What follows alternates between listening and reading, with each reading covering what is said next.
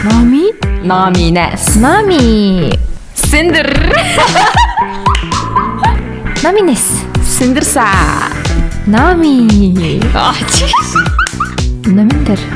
Segi. Nami. Cinder. Бидний Notes podcast. Окей, юу цаана. Яцхан.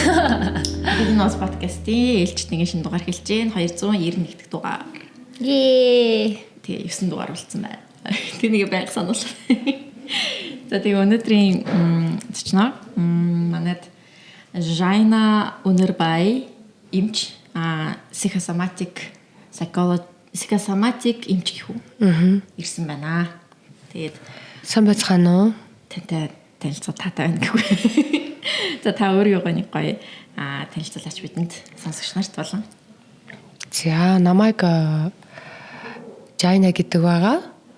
Psychosomatic анга ухааныг судлаад явж байгаа. Өөрөө болохоор хавдрын эмч мэрэгчлэр ер нь мэрэгч төгссөн байгаа. За энэ чиглэлээр 8 гаруй жил боллоо ажиллаад яваад. Тийм. 4 хүүхдийн ээж. За энд 2007 оноос хойш ер нь бол хотод орж ирээл тэгээл тэр чигтээ энэ чинь л амьдран оршсооч ажиллаа хийгээл явж байгаа. Та юу Баян үлгийд төрсөн тий? Тий, Баяуулгийн аймагт төрсөн. Баяуулгийн аймгийн нутгийн хүн. Багнаас нь Баян үлгийд өнгөрсөн Тий. тий? Тэгсэн. 2007 онд та тэгэхээр оюутан болох гэж ирсэн байна тий? Тий, анх одоо орж ирэл тэгэл нэг мэдсэн чинь 20 жил өнгөрчих. Тийм шүү дээ. Тий, 20 жил өнгөрсөн. Би чинь энэ жил анх одоо ингээ 20 жилийн дараа очиж шинжилээ тэмдэглэсэн байхгүй юу? Бүр Баяуулгийд. Тий. Тэгээд номи маань бас энэ талаар сайн мэдгүйж магадгүй тий. Би болохоор Жайна эмч дээрээ ер нь 2 жилийн өмнө анхныхаа удаа цаг аваад тэгээд дуулзаад тэгээд ер нь бол айгуу гоё болчихсон. Тэгээд номи сая ирэхээс ер нь би энэ хүнийг зочноор оруулах шүү гэж хэд хэлсэн. Тэгээд чи бичлэг ер нь юмнуудыг үзсэн үү? Үзсэн. Чамд сонирхолтой санагдсан уу? Ер нь тийм бүр зөвхөн би гэлтгүү дээ мэдгүй хүмүүс зөндөө байгаа бах. Бүр анханаас нь эхнээс нь яриулъя гэж бодож л та. Яг энэ psycho маань яг юу суудахтай үг юм бол Somatic юу хийдэг гэсэн үг юм бол одоо бидний мэддэг сэтгэл зүй, сэтгэл судлал мөн үү арай өөр талаас уу надад арай өөр юм шиг санагдсан байхгүй юу? Одоо сэтгэл зүйн салбараас арай өөр ялгаатай.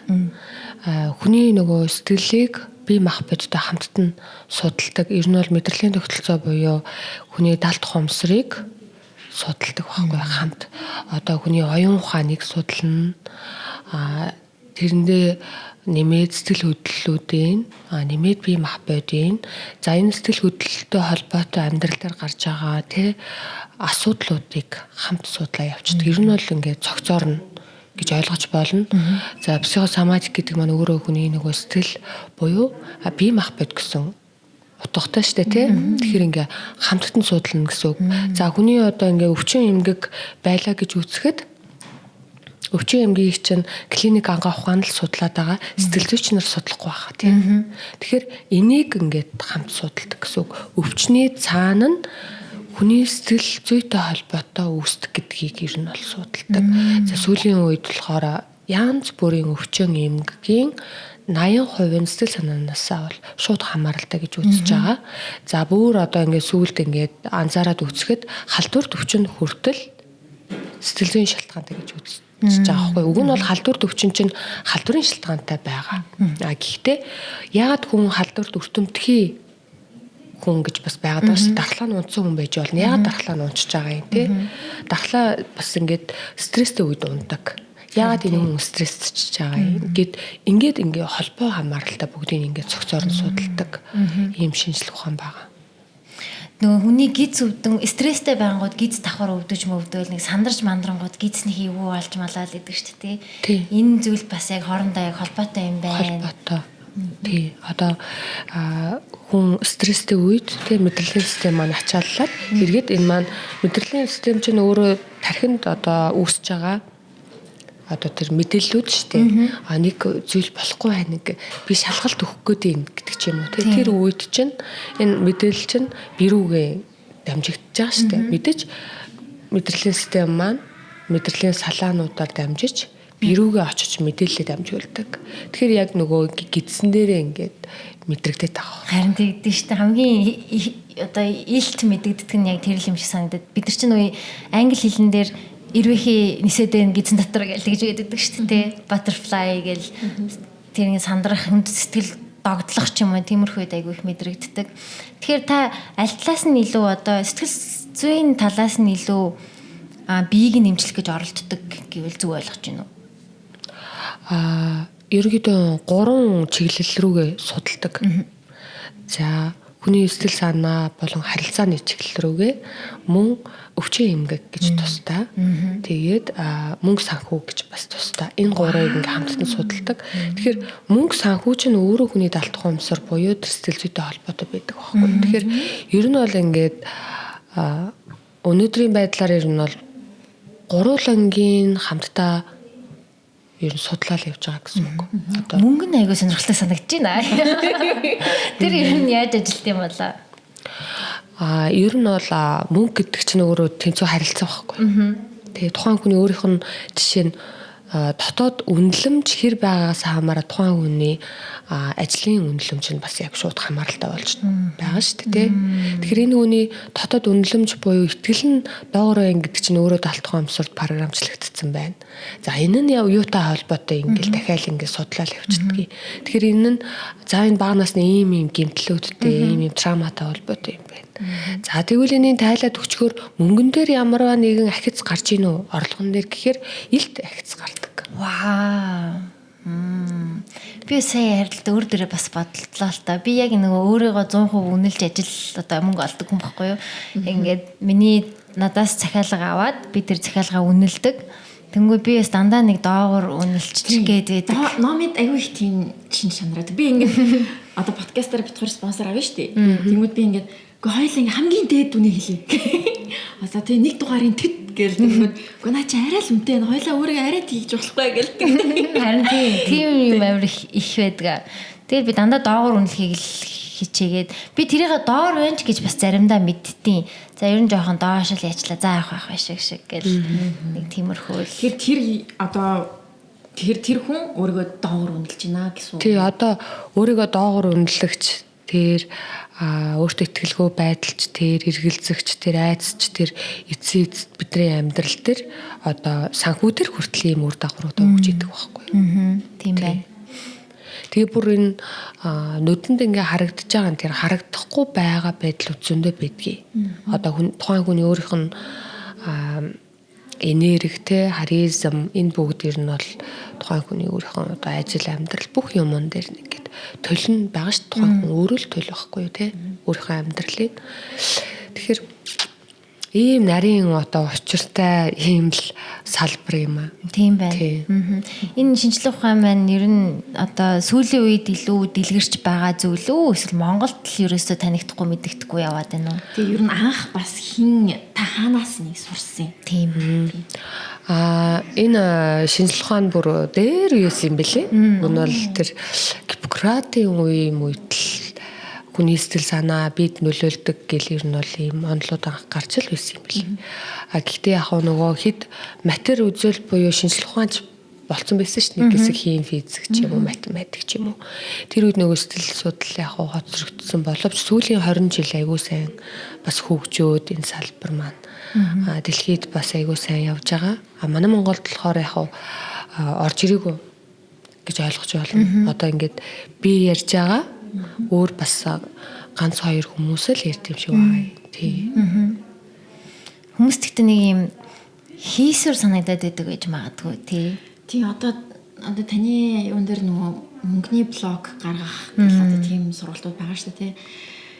Тэрнийг ингээд үнэхээр зарим хүмүүс л тэрнийг ингээд юу мөнгөний блог вэ? Наа чи зүгээр ажиллаа хийлтэй тий мөнгөний блог чинь гарна гэдэг ч юм уу хүмүүс айгүй их тийм маягаар айгүй хүлээж авдаг. Тэгэхээр яг тийм маягаараа хүлээж авд юм бил. Ер нь монголчууд амар их тэгдэм бил. Тэгдэг баха тийм. Тэгээ тэрэн дээр бас та яаж дүгнэлт ер нь тэрэн дээр юу гэж боддог вэ? Ер нь одоо нөгөө мөнгөний блог тайлах сургалт гэд гаргасан байгаа шүү дээ. Энэ зүгээр л бодоол гаргажсэн сургалт бол биш. Энэ бол яг монгол хүний өөрийнх нь итгэл үнэмшил сэтгэл зүйн тохируулж гаргаж ирсэн юм. Надаа нөгөө үйлчлүүлэл ирж байгаа хүмүүс мэдээж одоо ажил амьдралаа ярина, тий мөнгө санхүүгийн асуудлаа ярина. Тэгэхээр тэр хүмүүстэй ажиллахад далд хомсолд нь ялцчихгүй мөнгөний эсрэг блокуд байгаа даахгүй юу. За жишээ нь одоо нэг хүн тий одоо баян хүнийг үзэн ядаад байвал энэ улс төр нийгмийг үзэн ядаад байвал тий энэ бол блог. Яагаад гэвэл тэр хүн үзэн ядаж байгаа учраас талт ухамсар өөрөө автомат ингээд үйлдэлүүдээ одоо үл ухамсаргүйгээр үйлдэл хийдэг байхгүй талт ухамсар чинь жишээ. Тэгэхээр ингээд үзэн ядаж байгаа зүйл рүүгээ тэрийг муухай гэж одоо кодлогдсон учраас эргээд мөнгө бол тэр хүн тогтдоггүй эсвэл ирдэггүй. Тэр хөдөлмөрлөөд тий одоо ингээд хүссэн хэмжээндээ баяжиж чадахгүй байгаа хүмүүс зөндөө шүү дээ тий зөндөө манай нийгэмд. Тэгэхээр энэ байдал ер нь бол эцсийн юу та холбоотой байд юм бэ гэхээр хүний өөрийнх нь нэг оюун ухаантай л холбоотой юм билээ. Оюун ухаанд нь мэдээллүүд ер нь бол эерэг гэгээлэг байвал хүн чинь гэгээлэг л амьдрт юм байна. Хэрвээ харах өнцөг маань сөрөг дандаа болохгүй бүтэхгүй гэдээвэл тэгэл нөгөө сөрөг. Тэгэхээр мөнгөний блок гэдэг маань өөрөө нөгөө их мөнгнөөс айдаг хүмүүс бас байдаг шүү дээ. Нөгөө учиргүй ингээд баяжчвал нэг хар цагаан хилээ тусчин гэдэг тийм. Эсвэл одоо ингээд хүмүүс намайг хатаарах чинь хамраас өгчдөг их мөнгөтэй болсон үед гих мэтчлэг энэ яг үнэндээ зүгээр нэг хүний бодол биш юм байна. Эдгээр чинь хүний бүр итгэл үнэмшил чинь өөрөө эргээд хүний нөгөө зан чанар зан төлөвүүдийг ингээд үүсгэж иддэг байхгүй яг тэр хандлагыг үүсгэж иддэг. Тэгээ яаж ч байгаа л нөгөө их мөнгөний өмнө орж ирэхээр л тийм итгэлтэй үнэмшилтэй хүн чинь гацдаг. Тэгэхээр энийг ингээд тайлгаар ялтчихгүй амьдрал дээр үр дүнгууд гардыг юм байна. Тэгэхээр хүний өөрийнхөө нөгөө ингээд хандлага, оюун ухаан мөнгийг яаж бодож ийн харилцааг юу гэж бодож ийн нөхрийг юу гэж боддог тэрнээсээ л ер нь бол амьдрал өрнөдөг. Тэгэхээр бүх зүйл асуудлыг бид нар ингээд боддоо шүү дээ нийгэм ч юм уу миний эргэн тойронд асуудал байгаа гэж үздэг. Үгүй. Тухайн хүний өөрийнх нь оюун ухаанд л одоо бодол дотор л асуудал байдаг. Тэрийг л одоо засдаг л аргачлалуудыг л одоо психосоматикийн аргачлалаараа л хийгээл яваад байгаа. Та нөгөө хаана агсныг сурлаа? Энэ шинжлэх ухааныг болохоор би Казахстан улсаас сурсан. Тий. Казахстан улсад яг энийг нээсэн хүн бидгүй эсвэл яг сургалтууд бас байдгүй. Энэ манай багш өөрөө нөгөө юутай академитэй хүн байхгүй юу? Одоо дэлхийн 28 улсад 12,000 гаруй шав одоо сургаж гаргасан. Валерий Синельников гэж хүн үү? Валерий Синельниковын шав манай багш байхгүй юу? Зөв. Тий. Тэгэхээр бас манай багш арвин их туршлагатай, агуу мэдлэгтэй тийм хүн байдیں۔ Тэр хүний одоо мэдлэгийг сураад өнөөдөр яг тэйл явж байгаа. Гэхдээ бас тий орон орны нөгөө өөрийнхөө ялгаа нь бас байдаг. Тэгэхээр тэр хүмүүсийн ингээд техникийг 100% бас ингээд манай монгол хүмүүс тохирдгүй байхгүй юу? Яалтчгүй нөгөө ажиллах явцдаа ингээд хувьсан өөрчилж яг нөгөө монгол хүний өөрийнхөө сэтгэл зүйд тохирсон аргачлалтай болцсон. Тий. Тийм байдیں۔ Та одоо ингээ Казахстан сурсан гэж штэ. Бас яагаад тийм юм сурахаар болов бас өөрийн замнал чинь анх юунаас эхлэв? Тий, би яагаад би ч нэг өөр нөгөө эмч хүн чинь угаасаа хүний төлөө тийм өгөгдөлтэй л юм шиг байгаа юм. Тэгээд аав маань нөгөө илгэний хавдраар өвдөд өнгөрөхгүй юу. Тэгээд илгэний хавдраар уг нь анхны шатанд онцлогдсон. Тэгээд жил 6 сарын дараа гэтэл илгэний хавдраар өнгөрчлөө. Клиник ангаа ухаанд бол юу ч хийж чадаагүй. Үнэхээр эмчилгээ тутамаг тий тэр үед хөгжөөгүй. Тэгээд ямар нэг шалтгаан байдаг гэдгийг л одоо зүн совин гэх юм уу тий хүний ингээд нэг юм байгаа даа гэд ингээд судлаад явж байгаад би өөрөө бас нөгөө юу яасан. Аав маань үнэхээр намайг нөгөө ингээд дэмждэг ганц нөгөө ингээд патриот хүн байхгүй юу. Тэр ингээ өнгөрчхөр угаасаа би чинь ингээ сэтгэлээр унаал сэтгэл готрол орсон юм. Тэгээ сэтгэл готролд ороод сэтгэл засалч нар бас очно шүү дээ тий. Очихдоо ерөөсөө намайг сонсож байгаа л явуулцдаг. Тэгээ ингээд миний цээжинд нэг ингээ бул чулуу ингээ байнгын ингээ байгаад идэг. Тэгэхээр ялчгүй би ингээд үнэхээр хүн чинь ингээд аминд дуулаад ирэхээр тэмцэн шүү дээ тий. Тэгээ тэмцэл судлаал ингээ ирсэн чинь ийм аргачлалууд байдаг гэдгийг ингээ сонсоод мэдээл тэгээл судлаал цаг авч үзээл тэгээ өөрөө тэрийг сураад тэгэл үнэнхээр үр дүнтэй байсан. Тэр бол чулууг ингээ аваа хийчихэж байгаа байхгүй. Тэр нэг л удаагийн юугаар техникээр. Тэгмүүдээ үнэхээр ийм гайхалтай зүйл байд юм байна гэл. Би ерөөсөө энийг сурах хэрэгтэй юм байна.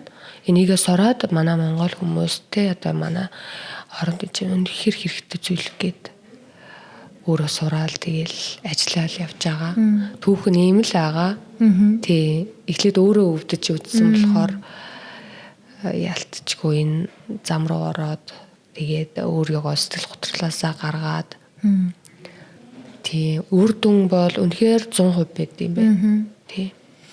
Монгол хүн зориулж ингэж өөрсний сургалтаа гаргасан гэдгийгсэн шүү дээ тий. Монгол хүн ер нь юугаараа онцлог байна? Би анзаарахаар ер нь нэг тийм юм хуваалцдаггүй хүмүүс байдаг юм болов гэж бодод байдаг шүү дээ. Монгол хүн яг хав наана тийм байж бол цаана гүнд нь жинхэнэ нөгөө гэр бүл тэгээ жинхэнэ нөгөө сайн сайхан нуруугаа тэмүүлсэн амбиц өндөртэй хүмүүс байдаг байхгүй юу? Амбиц өндөртэй тий. Тэр хүмүүсийн одоо монгол хүний итгэл үнэмшилт ингээд тохирсон гэж хэлж байгаа нь ямар ч үстэй байд юм бэ гэхээр яг нөгөө манай энэ арга техник ч өөрөө нэг сургалтын дээр 8 үе шаттай хувиргалт байдаг байхгүй юу? Яалтчгүй тэр блоклогдсон далд хумсарт ингээд кодлогдсон зүйлийг 7 дахь үе шат дээр нэг хувиргадیں۔ Яг энэ хувиргалт арай онцлог байт юм байна монгол хүнийх. Монгол хүн бол аав ээжээсээ трама авсан бол эргээд нөгөө гадны хүмүүс шиг ингээд төс тас гэж ингээд гаргаж чаддгүй юм билэ. Яалтчгүй нөгөө генэнд нь оюун ухаанд нь эцэг ихээ хөндлөх ёстой гэдэг нэг гүний суудсан байдаг. Харин тийм баг тийм. Тий. Тэгэхээр тэр хүмүүсийг нөгөө хөндлөж зөөлөн тэр гаргаж ижил тэр мэдрэмжээ тэгж ижил эмчилгээ явагддаг. Одоо ингээ гадаадд болохоор энэ техникийг болохоор чи ууртаа байна уу гомдож байна уу тэгвэл чи энэ дэрийг тий ингээд цох уураа тэгж гаргах гэж байгаа байхгүй юу? Манай монгол хүмүүс хизээч тэгдэггүй. Уураа ингээ гаргаж тухайн хүнд өөрийнхөө хэлэх ёстой юм ууртаагаар илэрхийлснээр эмчилгээ явагддаг юм байна. Далд хумсарт хувиргалт явагддаг. Заавал нөгөө ийм нөгөө ингээд дээдлэх ёстой. Эцэг өвөг дээдсүүдээ тэ эцэг эхийгээ ингээ хайрладаг тийм гүний тийм нарийн холбоос одоо ингээд дээдлдэг тийм байдаг. Тэгэхээр тэр нь яг тэрэнд нь ингээд тааруулах ёстой юм байна. Тэгэхгүй шууд нөгөө ингээд гадны техникийг хуулбарлал аваад ирэх юм бол хувирдаг. Хувирах нь байтугай улам нөгөө дурган тий улам одоо тэр одоо далд хумсрыг тэр гомдолч юм уу тэр хайцсууд нь тайлагдах байтугай улам хэцүүдэх магадaltaй. Тэгэхээр айгүй нөгөө ингээд инэрэнгүү сэтгэлийнхаа гүнд нь тийм нэг сайхан гэгээлэг байдаг. Наанаал гүрээгээд идэв ч цаана ер нь бол зөөлөн хүмүүс байдаг байхгүй юу? Ямар гоё санагчлаа гэсэн. Та далд хумсрыг нэг гоё тайлбарлаж өгөөч. Би болохоор ингэж надад ингээд тэм дур зураг орж ирдэг байхгүй ингээд далд хумсар гэхээр яг би ингээд яг таны нөгөө одоо бясалгал одоо би Жайна эмчийнхаа сургалтыг авд юм аа. Тэгээд зөндөө олон дотор нь аягүй гоё олон бясалгал тэгээд хичээлүүд байдаг. Яаж одоо гомдлыг тайлах уу, яаж одоо сүрэг бодлоос ингэж амжирах уу гэдэг ч юм уу тиймэрхүү гоё юм бясалгал сонсоод суудаг бясалгал байдаг. Тэгээд ер нь яг тийм юм аяг хийхэд ингээд төсөөлөх нь амар гоё яадаг. Тэгээд ингээд нөгөө надад ингэж харагдаад байдаг байхгүй би ингээд амьсгалаараа ингээд явж байгаад ингээд нэг юм нэвтлээл ингээл цаашаа ингээ орж байгаа юм шиг. Нэг тийм мэдрэмж шиг төрдөг. Яг ингээд гаднах юм нэг нарийн нэг юм ингээд нэвтлээл ингээл доошоо гүнзгий ингээд орох хэвээр юм шиг байгаа. Тэгээ оронгууд ингээд тэр яг тэр талт хумсар гэдэг юмтай ингээ холбогдож байгаа юм шиг санагдсан. Тэр нь айгүй сонирм процесс.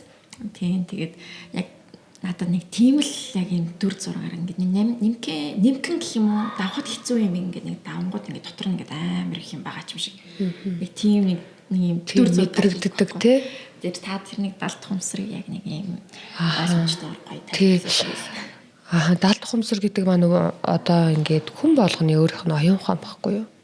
Тэ 96-98%-ийг оюун ухаан маань өөрөө ингээд мэдрэлийн систем тарих нугас салаанууд те хаана вэ?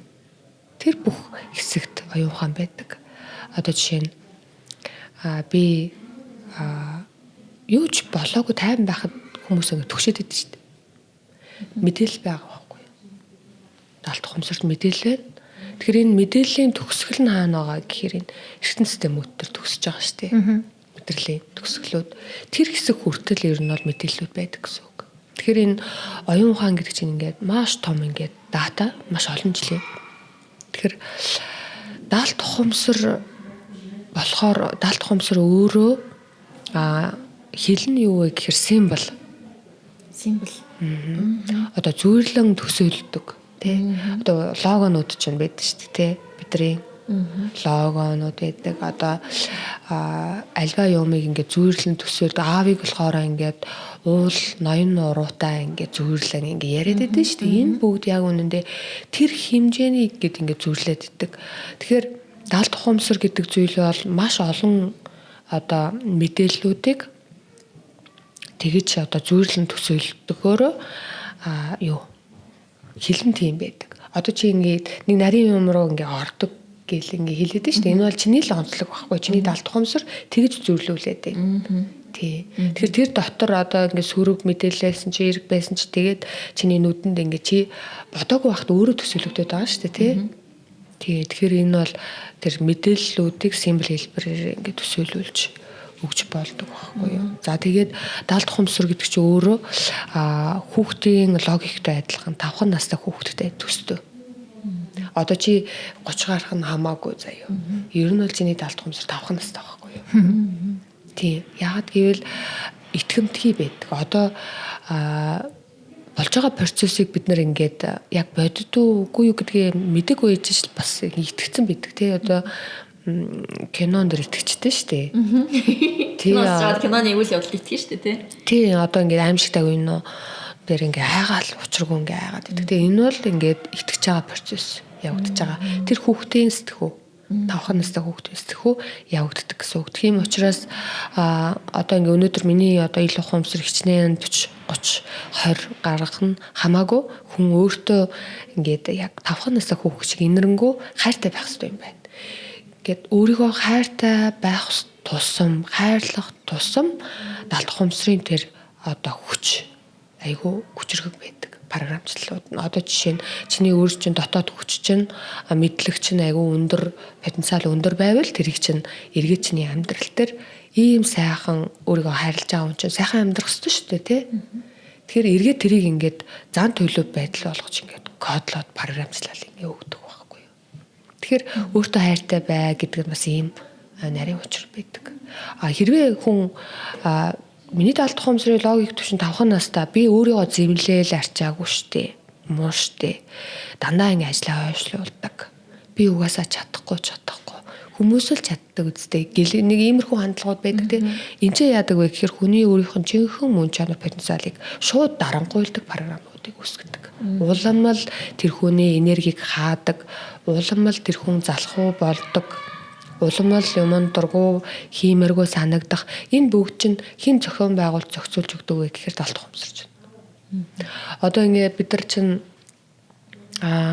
тий одоо хүүхд руугаа уурлахгүй тайван гоё ээжтэй баймаар байна шүү дээ. Гэхдээ ингээд огцом ууралчаад байдаг. Гинт. Яагаад гэвэл тэр хүүхд миний үгэнд орохгүй байна гэд ийм л юм яриад байна тий. Гэхдээ энэ би бол насанд хүрсэн гоё харилцаатай байхыг хүсээд байна. Гэхдээ надад захирагдахгүй байгаа зүйл нь уур бухимдал.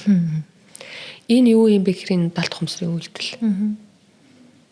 Ухамсаргүйгээрээ өөрөө ингээд автоматар дүрс хийж ингэж гарч ирэл удирдах таахгүй нөгөө хүнийг. Тэгэхээр ингээд далд ухамсар чинь чиний амьдралын 96-аас 98%-ийг удирддаг гэдэг нь үнэн. Тэгээ би өөрийнхөө амьдралыг өөрөө шийдэж ингэж боддог. Гэтэл би одоо ингээд дахиж хизээж хүүхдтэй ингээд уурлахгүй шүү гэжэл маргааш ингээд уурлал загнаад гэвэл энэ хин шийдэд байна. Далд ухамсар чинь шийдэд байгаа байхгүй юу.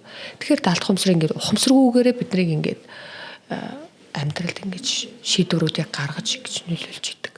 Тэгэхээр энэ мэдчлэн ингээд зан төлөвүүд чинь сөрөг байдлаараа кодлогдсон бол энэний цаана нь далд ухамсарт сөрөг мэдээллүүд байгаа гэсэн үг. Тэрний юу вэ гэхээр бага насны одоо сэтгэлийн шархууд байдаг гэсэн үг байхгүй. Тэрийг эдгээгээд хүчгээл юм бол энэ уур бухимдал жишээ засрах жишээ юм. Тий. За тэгэхээр амжилттай эерэг хүн болъё гэвэл мэдээллүүд нь дүүрэн эерэг байх хэрэгтэй. Тэгэхээр ингээд сүргийг эерэг болгож хувиргах техникүүд нь болохоор одоо байдаг. Хүн болгон шүү дээ өнөөдөр ингээд боломжтой болцсон. Хүн болго өөрийнхөө далд ухамсарыг ойлгож хувиргаж тий ингээд амьдралаа өөрчлөх боломжтой болцсон. Тэгэхээр ингээд далд ухамсар гэдэг маань ерөнхийдөө ийм л зүйл тий бас ингээд ортоос хөндлөнгийн зүйл бишээ. Хэрвээ та өөрийгөө би өнөөдөр яг энэ ажлаа хийе гэчээд залхууч нь хөрөөд ивэл за тэгвэл энэ залхуурах чинь таны хүсэл биш шүү дээ. Таны далд ухамсар таныг нэг зүйлээс цухтаалах гэдэг. Таныг өдөртөөд байна гэсэн үг байхгүй юу? Нийт энэ техникүүдийг ашиглаад нэг л удаа ингээд блокийг гаргаад эсвэл нэг л удаа эерэг бодлоор ингэж өөрчлөлт хувиргана гэж тий. Хувиргаад болцдог болов эсвэл ингээд дахин бид байнгын одоо бясалгалыг байнга л хийж нэг л удаа болцдог. Нэг л удаа хийх. Нэг л удаа хийх болно. Одоо тухайн хүн өөрөө хэр хэмжээний далд ухамсарт одоо сөрөг мэдээллүүд байна. Төдий хэмжээний сөрөг зан үйлүүд байдаг байхгүй зан төлөвүүдтэй. Тэгэхээр тэр болгоныг засъя гэвэл нэг удаа ажиллах нь мэдээж хангалтгүй шүү дээ. Нэг удаа ажиллахаар нэг л зүйл засрагдана. Тэгэхээр магадгүй үнэхээр өөрийгөө тэг хүссэн хамгийн төгс хувилбарт хүргэе гэвэл 20 30 40 50 хэд ч хийж болно. Тэгэхээр энэ техник өөрөө маш амархан энгийн 20 минутын техник байдیں۔ Тэрийг одоо бүх зүйл дээр ашиглаж болдог байхгүй юу? Вау, тийм үү. Төгшөлт байвал төгшөлтөө эдгэжч болдог, айц үйл тэрийг эдгэжч болдог. За би чи ажлаа хойшлуулагч хүндээ гэжвэл тэрийг сонгож байгаа лөө. Сонгож харж байгаа л за энийг устгалд оруулна. Тийм яг зөв. Тийм програмаас устгах нь одоо яг компьютер шиг процессор шиг тийм яг нөгөө хард шиг тийм дотор нь ямар мэдээллүүд байна, ямар сүрэг одоо юунуудаа тэднийгээ бүгднийг одоо хогийн савлуугаа хийгээл тэр чигт нь устганаа л гэсэн үг юм билээ. Бид нарт одоо бага насны одоо бага хаас л эхлүүлээс ингээл ямар нэгнээс суцсан байгаа шүү дээ тий. Одоо бага наснд одоо ээж аав тэгжсэн, найз нь тэгжсэн, багш нь тэгжсэн гэдэг ч юм уу нэг тийм сөрөг юмнууд байгаад байдаг шүү дээ. Тэднийгээ бүгднийг л ер нь бол ингээд я процессыг би яг хилчиж болох уу? Болно шүү дээ. Болно. Ер нь бол ингээд баштай эмчтэй ингээд ганцаарчилж байж хахад бол ингээд ингээл нүдэ айнаал амьсгалын дасгалаа хийж байгаа л тэгэл яг одоо яг тэр мэдэрч байгаа нэг төгшөлт ч юм уу эсвэл айдас ч юм уу тэрнийг амар сайн ингээд мэдрээл тэгээ тэрнийгээ ингээд хаана байрлаж гин яаж гин одоо би энэ чинь хаана тэгж гин тэгээ тэр нь ямар хуу дүрсгэн юутай ингээд ч юм уу тэрнийгээ ингээд олж хараал тэгэл тэр яг юулаа гүнзгий ингээд оронгууд бага насны одоо ямар нэгэн мухач юм болцсон тэрэн лүгөө очдөг байхгүй. Тэгээ очоод ер нь бол яг би жигнээс одоо тийм 5 настай синдер болцсон. Тэгээ 5 настай синдер нь яг тэгж ингээд тэгээ тэрнийгээ л ер нь бол би одоо яг 5 настай синдер яг үндэ тэр үед тэгээгүй. Тэгээ би яг тэрнийг ингээд хуургадаг байхгүй. Одоо хүүхдтэй маргалцсан чинь яг үндэ би тэр хүүхдтэй өөрийнхөө үзэл бодлыг хэлэхгүйгээр ингээ өнгөрцөн ч юм уу те. Тэнгүүд яг тэнд очиод би яг тэр хүүхдэд өөрийнхөө үзэл бодлыг ингэж хэлээд ингээд тийм байна чи намайг ингээд байна гэдгийг нь хэлээл. Тэгээд одоо төсөөллөөрөө ер нь төсөөлөл гэхүү ингээд тэр яг тэр цаана байгаа яг тэр юмар болоод идэг те. Болгоод идэг байхгүй. Амар гоё. Би яг анх яг 2 жилийн өмнө яг Threads гэдэг нэг аппликейшн байдаг шүү дээ. Threads дээр би таны нэг постыг харсан юм. Тэгээд би яг тэрийг харчаал вау ямар гоё юм бэ гэж бодоод тэгэл би шууд цаг аваал тэгэл би яг нэг машин дотор би ингээд сууж байгаа л тэгэл тантай яг видео коллер яжсан. Тэгээд тэр бүр ингээд амар ингээд гоё яснаа. Тэрнийг хийгээл бүр ингээд амар гоё болчихсон би. Тэгээ өөрийгөө би яг ямар хүн байгааг ингээд багш эмчээс сонсож байгаа байхгүй юу ингээд ер нь бол ингээд бас та ингээд тодорхойлоод өгчдөг те ингээд ер нь ингээд victim байна эсвэл ингээд та юм narcissist байна гэдэг ч юм уу тэрнийг бас ингээд та ингээд ер нь тодорхойлж өгдөг те. Тийм тэгээ яг нэг тэр хувиргалтыг хийчдэг байхгүй яа ингээд тэр үед би 5 настай тэр байхдаа тэгээд өмнө нь яг тийм байгаагүй бол тийм байсан бол одоо би шал өөрөөр тэр юм ингээ аргалцсан байгаа байхгүй тэр дотор. Тэгээ яг тэргүүрээ би буцаад ингээд энэ байранд ирчдэг байхгүй.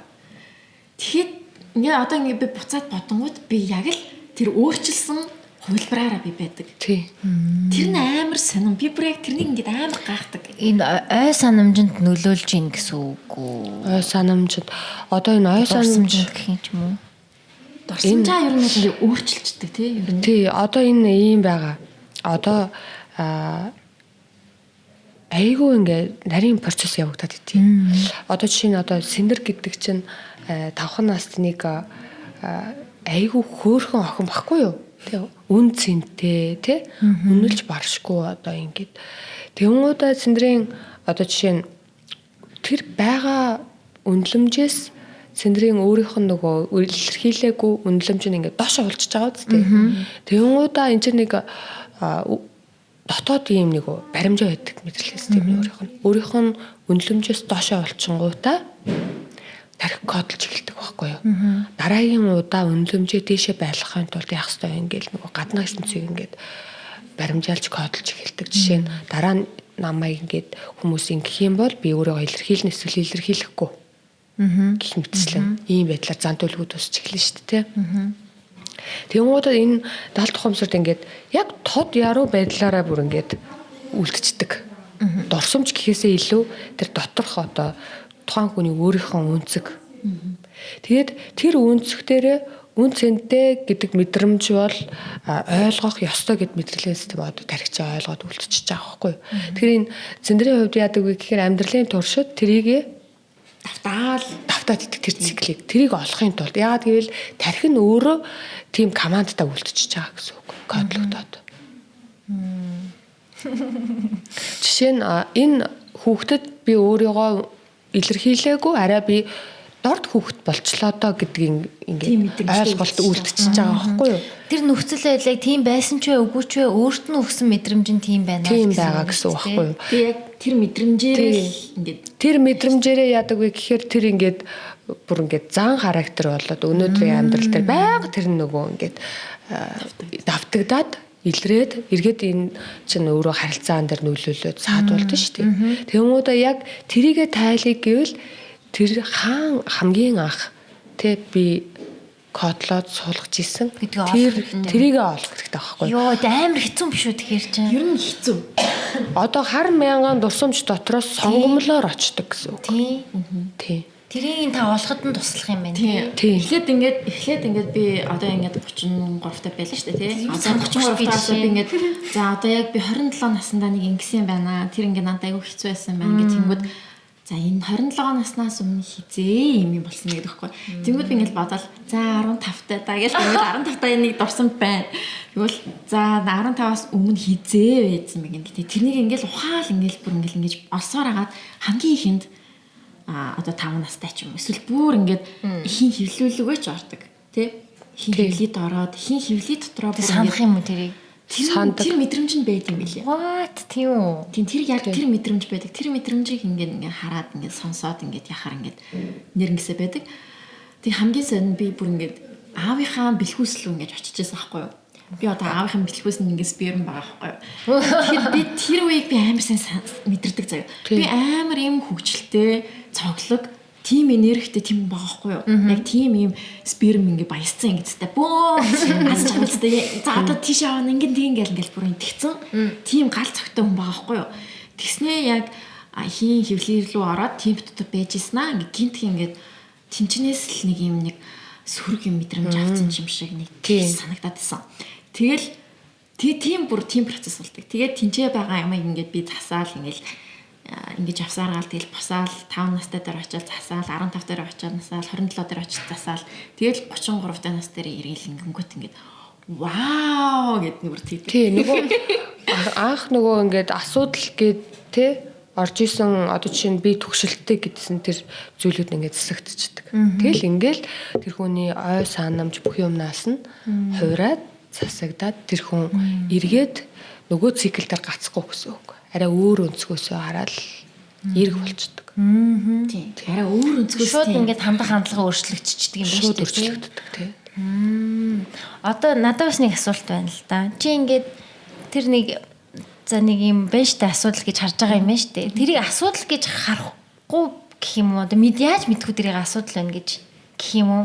Одоо чи тэрийг сөрөг гэдгийг одоо миний зан төлөв болоод ингээд бүр суудсан штэ. Би тэг угаасаа л юм уу юм байна. Би тэрийг нэг амар сөрөг гэж харж мэдсэн. Одоо нейтрал болсон тий ингээд угаасаа л юм штэ. Би угаасаа л баг юм хүн штэ гэж. Тиймээ тэгэл би нэг ингээд байнга л юм байгаа юм чинь одоо би санахгүй штэ эзэн анх тэр дому энерги тэгж яасныг. Одоо тэр бол яг хуу чиний өөрөө чинь нөгөө энэ бол миний хувьд асуудал биш гэвэл чи эрүүгээрээ л яваал юм гэсэн үг шүү дээ. Амьдрал болоод яваад юм гэсэн үг.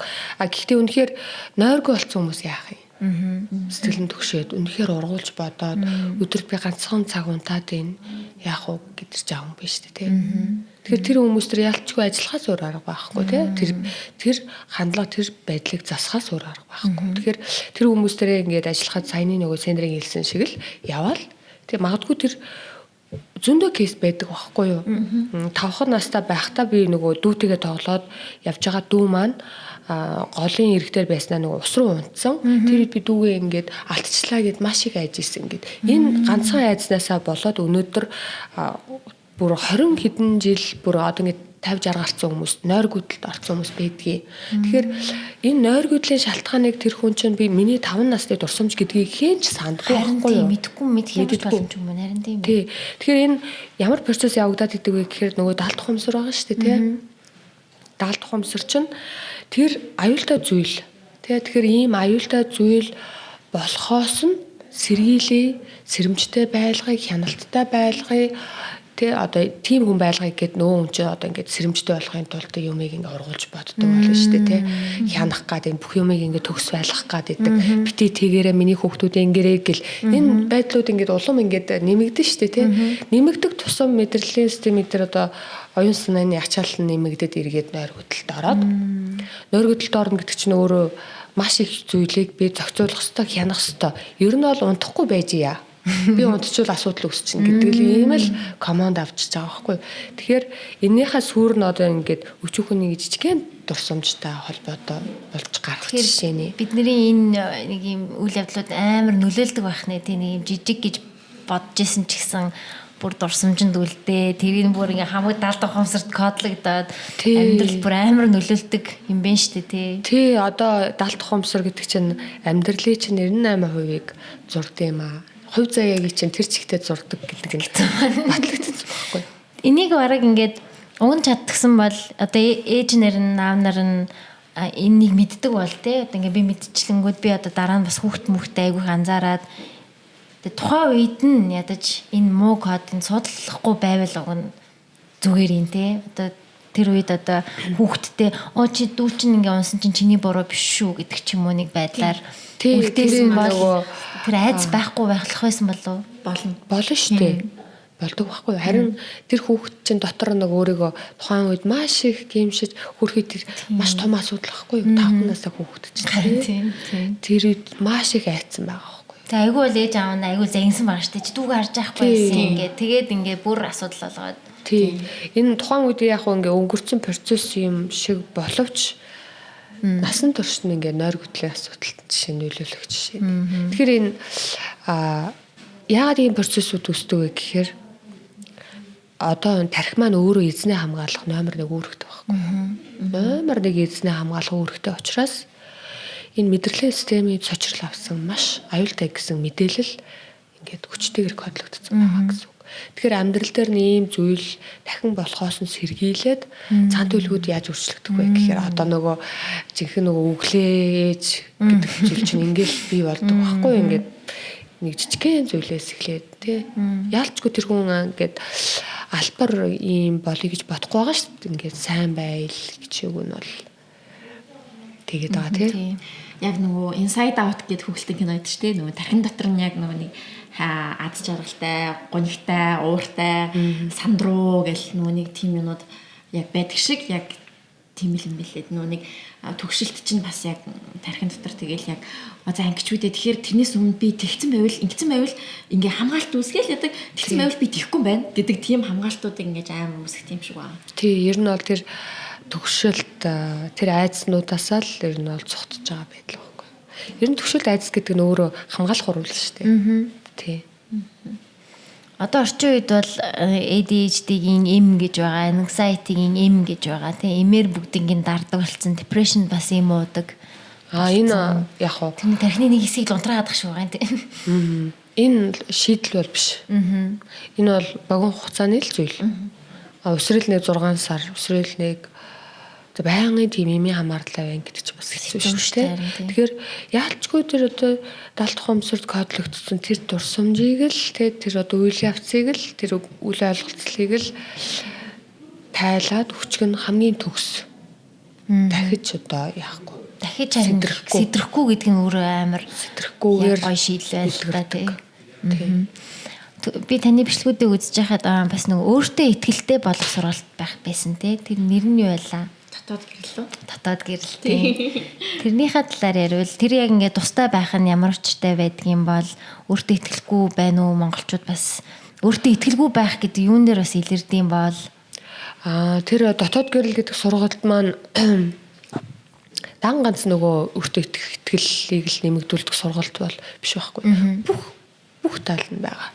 Тинчэнэ өвчин эдгэрэх боломжтой жишээ нь тий. Одоо өвчин гэдэг зүйл чинь 70 хумсарт ямар нэгэн кодтой холбоотой болчихж байгаа байхгүй юу. За тэгээд өөрийгөө өөрчлөх боломжтой ер нь бол за харилцааны асуудлуудаа ингээд засах боломжтой хүн өөртөө үнэлэмж дэвшлүүлж болно, итгэл нэмэгдэж болно. Ер нь хүн өөрийгөө хамгийн эерэг байдлаар одоо төгс хувилбараа бүтээх боломжтой сургалт. Тий одоо энэ процесс яаж явагддаг вэ гэхээр нөгөө л 70 хумсарт ингээд суудсан сөрөг зүйлүүдийг л эерэг болгож хувиргаад идэг дандаа тийм ажил хийдэг байхгүй юу. Жишээ нь би ингээд айцсан бол энэ бол айц биш байсан биз дээ гэдэг. Тэр яагаад ингэж олон сөрөг програмууд ингээд бичигддэг вэ гэхээр тэр чинь нөгөө хүүхдийн ухаан гэдэг чинь өөрөө хөгжөөг байгаа шүү дээ. Тэг ухамсар тухайн нь хөгжөөгүй тухайн процессорэл үнэхээр ингээд өөртөө ингээд суулгаал авсан өнцгүүд байгаа. Тэр өнцгөрөө л өнөөдөр амьдралд тэр өнцгийн тусгал өгөгдөөд үнэхээр ингэж өвдөөд энэ эсвэл харилцаан дээр асуудал үүсээд энэ гэх мэтчлэн. Эсвэл ажил үйлс нь бүтэхгүй байна гэх мэтчлэн. Янз янз болчихж байгаа байхгүй. Тэгэхээр тэр болгоныг засах одоо сургалт дотор нь бол маш олон техникүүд, бясалгалууд хамгийн бидний нэг гол техник маань 20 минутын техник. Чи тэрийг ашигладаг уу? Би сая сүүлд ашигласан шүү дээ. Тийм. Тэрийг би 15 минутын дотор хийсэн шүү дээ. Тий 15 минут. Би тэгээд ингээд эхлэх цагаа харчаад тэгээд ингээл би яг нөгөө нэг юу сонссон. Яг YouTube дээр нэг гоё нэг meditation music гэдэг шүү дээ. Медитацийн гоё хөгжим мэдэн шүү дээ. Яг тийм юм сонсож байгаа л тэгэл хийцэн. Тэгэл ааруу байлал нүдэн нисэн чи 15 минут өнгөрцөө байдэ. Би бүр хүү яа хурдан болчих гэж бодсон тэгээд. Тий. Тэгэхээр энэ тий болцсон уу тий энэ яг болсон уу тий гэж би нөгөө нэг хин цэнгэл ментраас асуусан чинь болж байгаа. Тэгэхээр энэ нэг 15 20 минутын Маш амархан, маш энгийн техникээр төгшөлтэй эдгэж байгаа, нойр гүдлээ эдгэж байгаа, харилцааны асуудлуудын шалтгаануудыг нь илрүүлэл засчихж байгаа юм. Ер нь бол хүн амьдралаа сайжруулах гэвэл өөртөө л ажиллаад байх хэрэгтэй. Харин тийм байна. Тий. Тэгээ бясалгал маягийн л дасгал гэсэн үг үү те? Яг бясалгаж сууж байгаа л Тийм гайдтай. Тийм. Багш маань яг ингээд ер нь бол ярьдаг. Тэгээд тэрнийхэн дагуу гоё ингээд хийгээл явна гэсэн. Та тэгээ сургалтуудаа бүгд нь өөрөө орд юм уу? Тий. Одоо өөрөө орж байгаа. Тэр чинь нөгөө ингээ бэлэн хичээлүүд байна. Тий. Бэлэн хичээлүүд нь байгаа гэсэн үг байхгүй юу? Тэгээд ментор байгаа, чиглүүлэг өгдөг. Ментор хүмүүс байгаа. Тий. Тэгээд одоо бас яг 14-өөс 22 насныхан тий 10 насныхан зориулсан яг юм бас хөтөлбөрийн тэр сургалтынхаа тухай та нэг яриад өгч. Тинейжрүүд зориулсан тийм. Өсвөр насныхан. 14-өөс 22 насныханд зориулсан одоо тэр төгсөд айдас өөртөө итгэлгүй байдал мэдлэг боловсролын блог гэж байдаг байхгүй. Мэдлэг боловсролын блог. Вау, юм сургалтаа тайлах тий. Тэгээ тайзны айдсаа тайлах энэ техникүүд байгаа. Өөрийнх нь нөгөө итгэл болон өөрийнхөө одоо ингээд дотоод үнэлэмжээ өсгөх. Ер нь яагаад дотоод үнэлэмжээ өсгөх гэд би айгүй их ярьдаг вэ гэхээр энэ ч нь л хүний нөгөө амьдралыг бүтээж өгдөг зүйл юм байна л да. Дотоод үнэлэмж доогор бол тэр хүүхэд 1000 ном уншаал 1000 олон хэлтэй байгаад тэрийг ашигладаг юм байна. Одоо яг амьдрал дээр нь одоо жишээ нь тэрийг мөнгө олгож чаддаггүй гэсэн үг байхгүй юу? Үнэлүүлж чаддаггүй жишээ.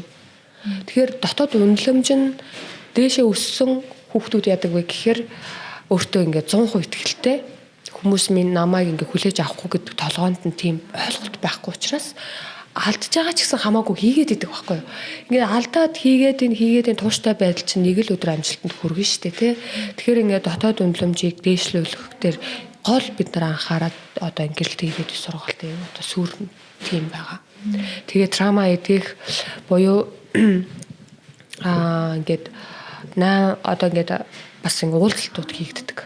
Тэрэн дээр чинь одоо төвшөлт байвал тэрийг тайлах, мэдлэг боловсролын блокоо тайлах, тайзны айдас байвал тайлах одоо юу л байдгийг тий өөрийгөө одоо гоё өөрчлөх боломж одоо аваасаа л гэж хүсэл одоо амхандаа л хичээгээл явж байгаа.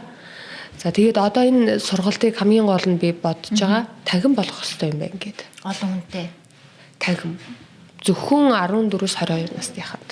Яг ингээд тагмаар арт терапи гэл хүмүүс ингээ ирээл яваад идэв чинь тэрэн шиг орж ирээл тэр төвшөлтөд тайлал явцдаг. Орж ирээл тэ өөртөө итгэлгүй гэл тэр яа тайлал явцдаг. Тийм бүр ингээд тэр техникийг бүр ингээд суудлан өөрсөө сургах тийм техник нэг хэрэгтэй юм байна гэж одоо ойлголоо шүү дээ. Тий. Яагаад гэвэл бас тэр чинь бас камера нэгдэггүй юм байна тий. Онлайнаар хийхээрөө. Тий. Тэгээ яг сурж ийн үгүй юу гэдэг ингээ айгүй товч хариулдаг. Тийм болохоор ер нь бол танхим байвал яг биеэр уулзч тий барьж аваал тий одоо ямар асуудал байна. За тайзны айдас байна гэвэл за яг энийг чи ингэж тайлна шүү гээл тий. Ингээл зааж өгвөл тайлал өгвөл ингээл явуулах хэрэгтэй юм байна. Харин би бас ингээд сонсож байхад ер нь ингээд трама чи амьдралын турш үүсэж байгаа. Тэгээ эртхэн цөөн байгаа дээр нь л ер нь цасаа явчмаар санагдчихлаа л та гин. Тэгэхээр бүрээ хүүхэд байхаас нь ажиллана гэж байх уу? Хүүхдүүд хэцүү юу? Үгүй. Хүүхдүүдэд болохоор тэд нар чинь нөгөө ингээд төвлөрч сууж чадахгүй байхгүй юу? 13-аас доош хүүхдүүд чинь одоо ингээд чи нүдэ анаад одоо төвлөрдөө гэвэл тэр чихэр бодоо тэд нар чинь тий одоо зарим идмээр байна гэж тэгэж суухахгүй юу тий. Тэгэхээр яг хоо 13-аас дээшээ бол ингээд хүүхдүүд чинь бас төвлөрч чадна шүү дээ. Тий. Тэг ер нь тэгэл анханаас нь л ээж аав нь л тийм травмаас уулгач харгүй л ингээл хичээх хэрэгтэй байна гэж би тий. Тэхийн тул мэддэг байх хэрэгтэй байгаа хөөх. Тийм чинь ингээд дараа мэддэг ер нь тий баг мэдлэг болцсон байвал аюул. Тийм ерөнхий мэдлэг. Ер нь би энэ нэвтрүүлэг дээр бас нэмээд нэг юм хэлчмээр байна. Хүүхдүүдийн хайраар дүүргэх ёстой нас гэж байдаг байхгүй 8 нас хүртэл. 8 нас хүртэл. Хэрвээ энэ нас нь өнгөрөөд хүүхдийн цээж хоосон байх юм бол янз бүрийн амьдрал дээр өөрийн байр суурь олж чаддаггүй хамааралтай одоо тэр ямарваа нэгэн донтолтын сүр болд юм байна.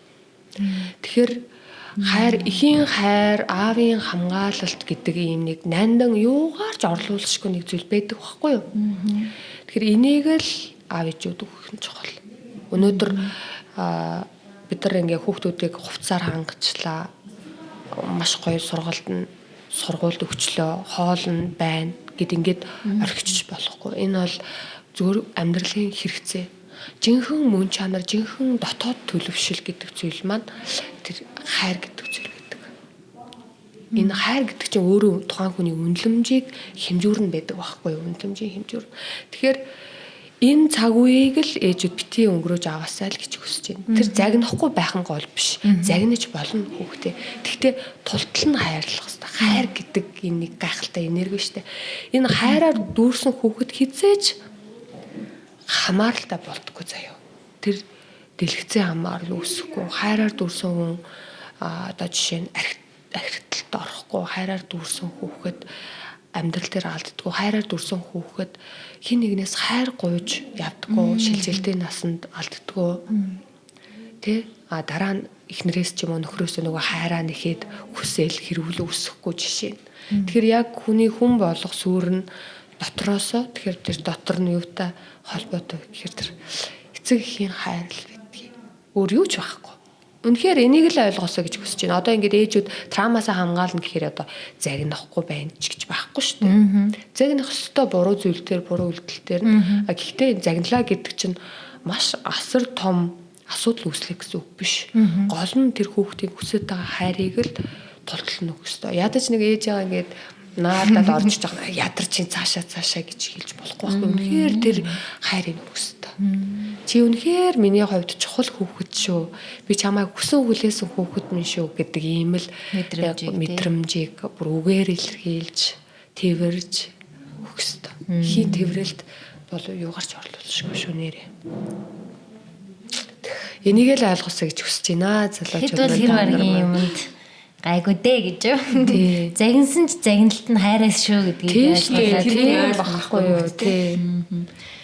Тэгээд эхнэр одоо ээж нь ингээд тийм байвал одоо гэр бүлийн нөхөр хүн нь бас аав нь бас ээжигээ дагдаг. Ер нь ингээд би ингээд сургалтуудыг хараад хахад дандаа эмэгтэй хүмүүс бол дандаа нэг 30-аас нэмэгдүүч 50-тай ээж нар эмэгтэй хчүүд айгүй их суудаг. Тэгээд одоо бас хүүхдтэй болсон залуу охтууд бас их харагдаж байгаа надад бол санагдсан. Тийм тэгээд эмэгтэй хүмүүс л ер нь өөр төр ажиллах гал тий. Айгүй их ажиллах хичээд юм байна лээ. Би тэрнийг бас айгүй их гоё биширсэн. Тийм.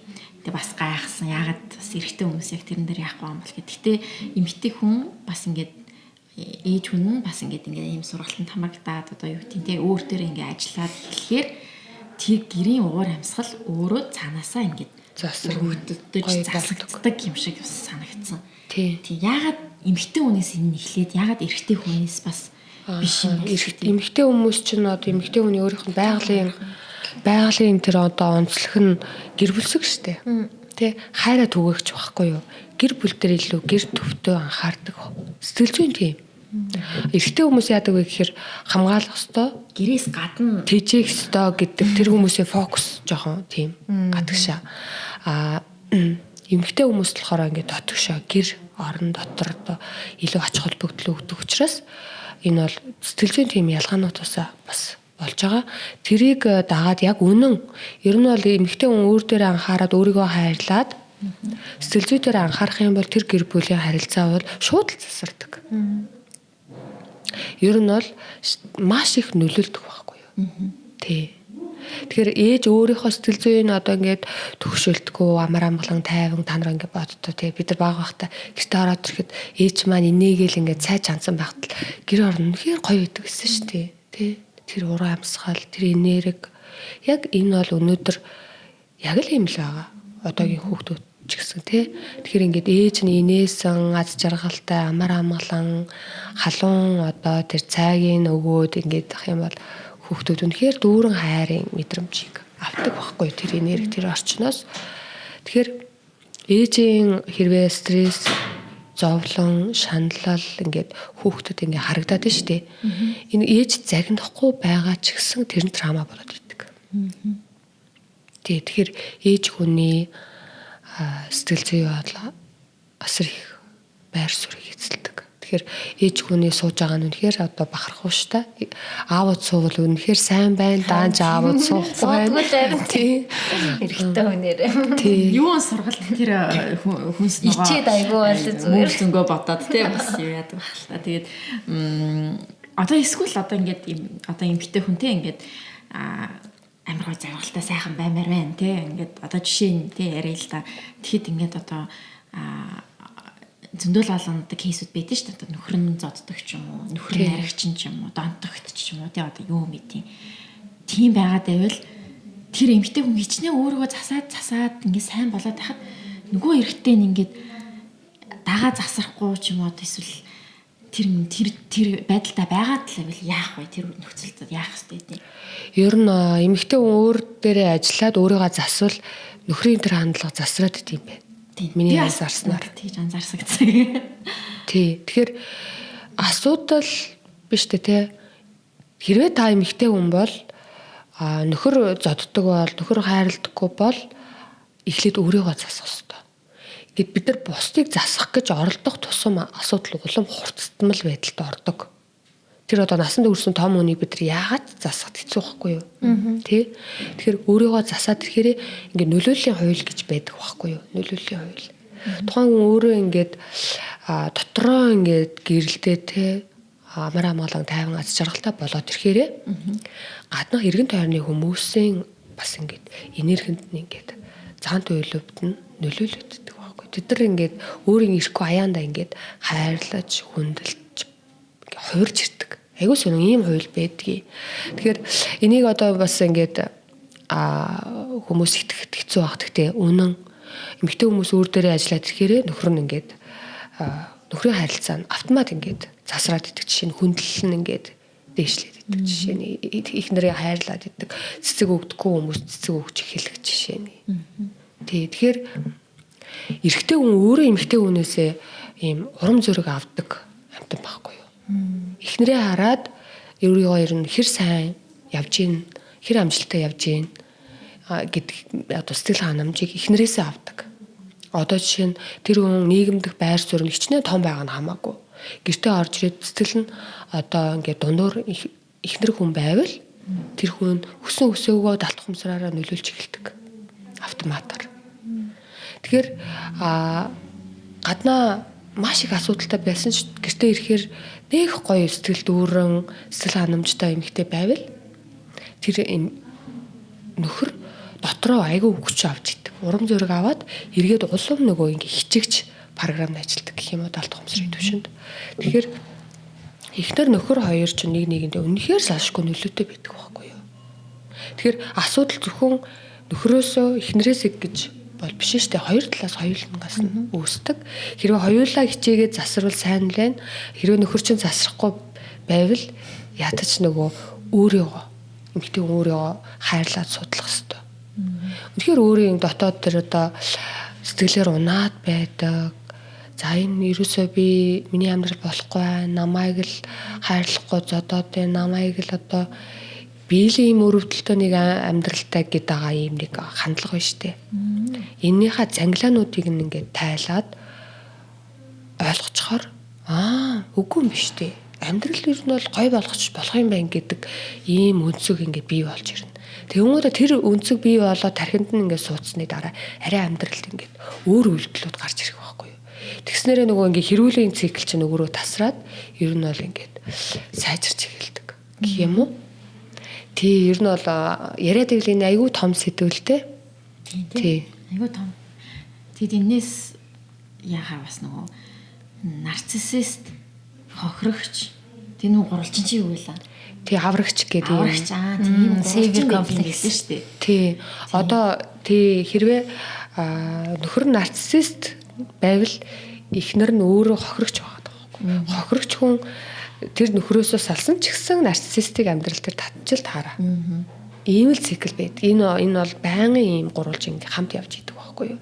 Тэгэхээр та тэр гурвалжингаас гарч ижил амар амгалан амьдрал бий болно. Тэгээ тэр гурвалжингаас гарахын тулд өөрөө ер нь бол хохирогч байхад болох юм биш. Тий, хохирогчийн байр сууриас гарна гэсэн үг. Гарчих юм лээ. Тэгээ гарчгаар нөгөө нарциссист хүн маань бас ингээд хохирогч хүнийг одоо ингээд өөртөө бас татмаар нь шүү дээ тий. Тэгвэл нөгөө тэр хүнд татагдгаа болдог ч юм уу эсвэл одоо тэр хүн өөрчлөгдөх гэсэн ч юм уу тийм зүйл бас нарцисс хандлага нь сэтрхээ болчдөг байхгүй. Тийм. Хандлага хохирогч хүний хажууд тэр нарцисс нь ингээд өөрөө ингээд кодтой байхад байгаа байхгүй. Тэр нь ингээд сэтрээд идэг.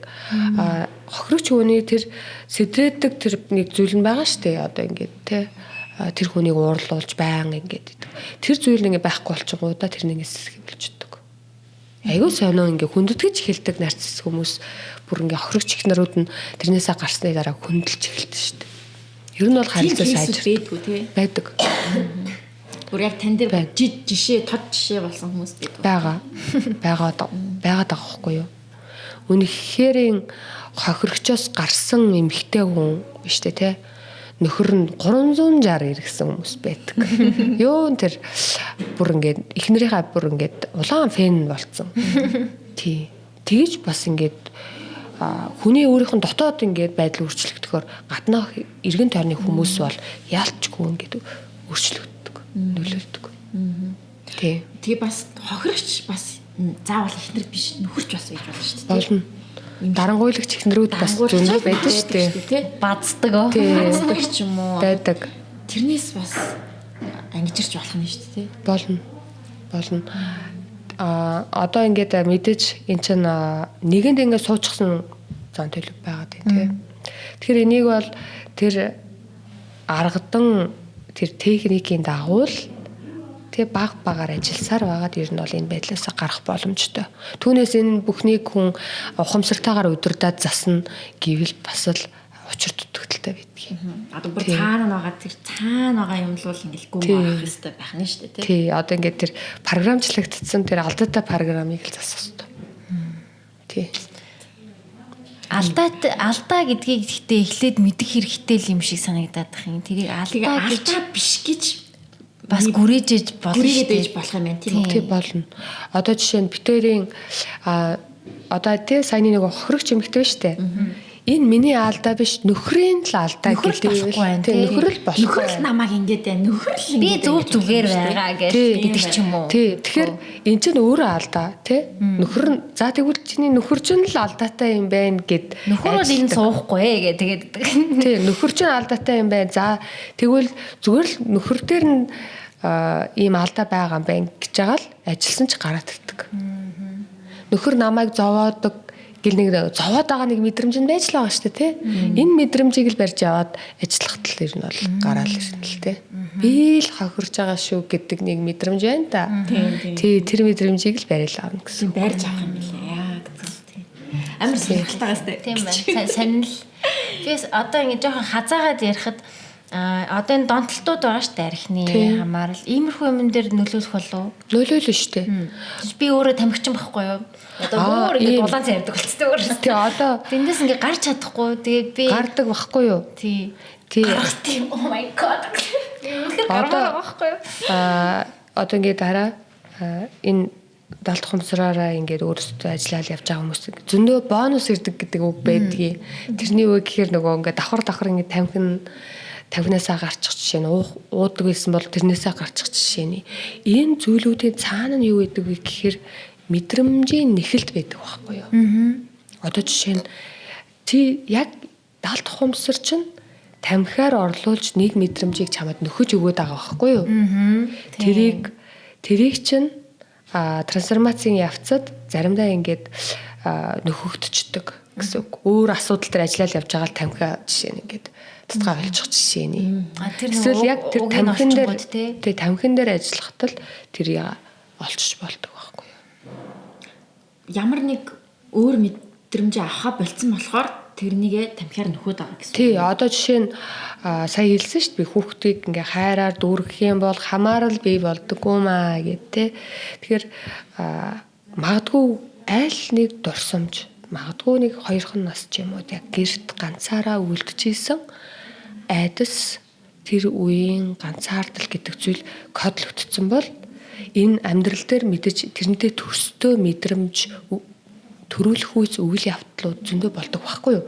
Тэрийг би яг тэр турсамжид авч ирсэн мэдрэмжтэй адилхан байна гэж хинч мэдэхгүй. Гэтэ үйл явдлууд зөндөө болж байгаа. Гэхдээ нэг л танил.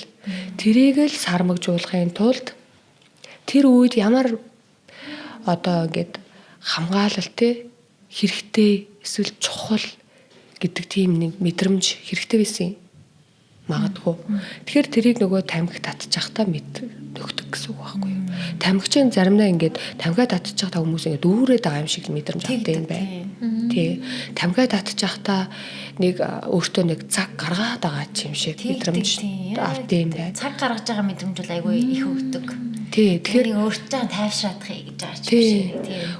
Тэр тамхи олонтоо татчих та бас эдрийн нэг тэнцүү юм шиг мэдрэмж авдаг байхгүй. Тэгэхээр энэ нэг мэдрэмж нөхөд аваад тэгэхээр тэр мэдрэмжийн алдагдал кодлогдоод тархич нь цикл болгодог байхгүй. Тэрийг нөхөж өгөхийн тулд ажиллаад идэх гэсэн үг байхгүй. Тэр нь тэр тамхи байна уу, хэрүүл байна уу, дэлгэцэн донтолт байна уу хамаагүй.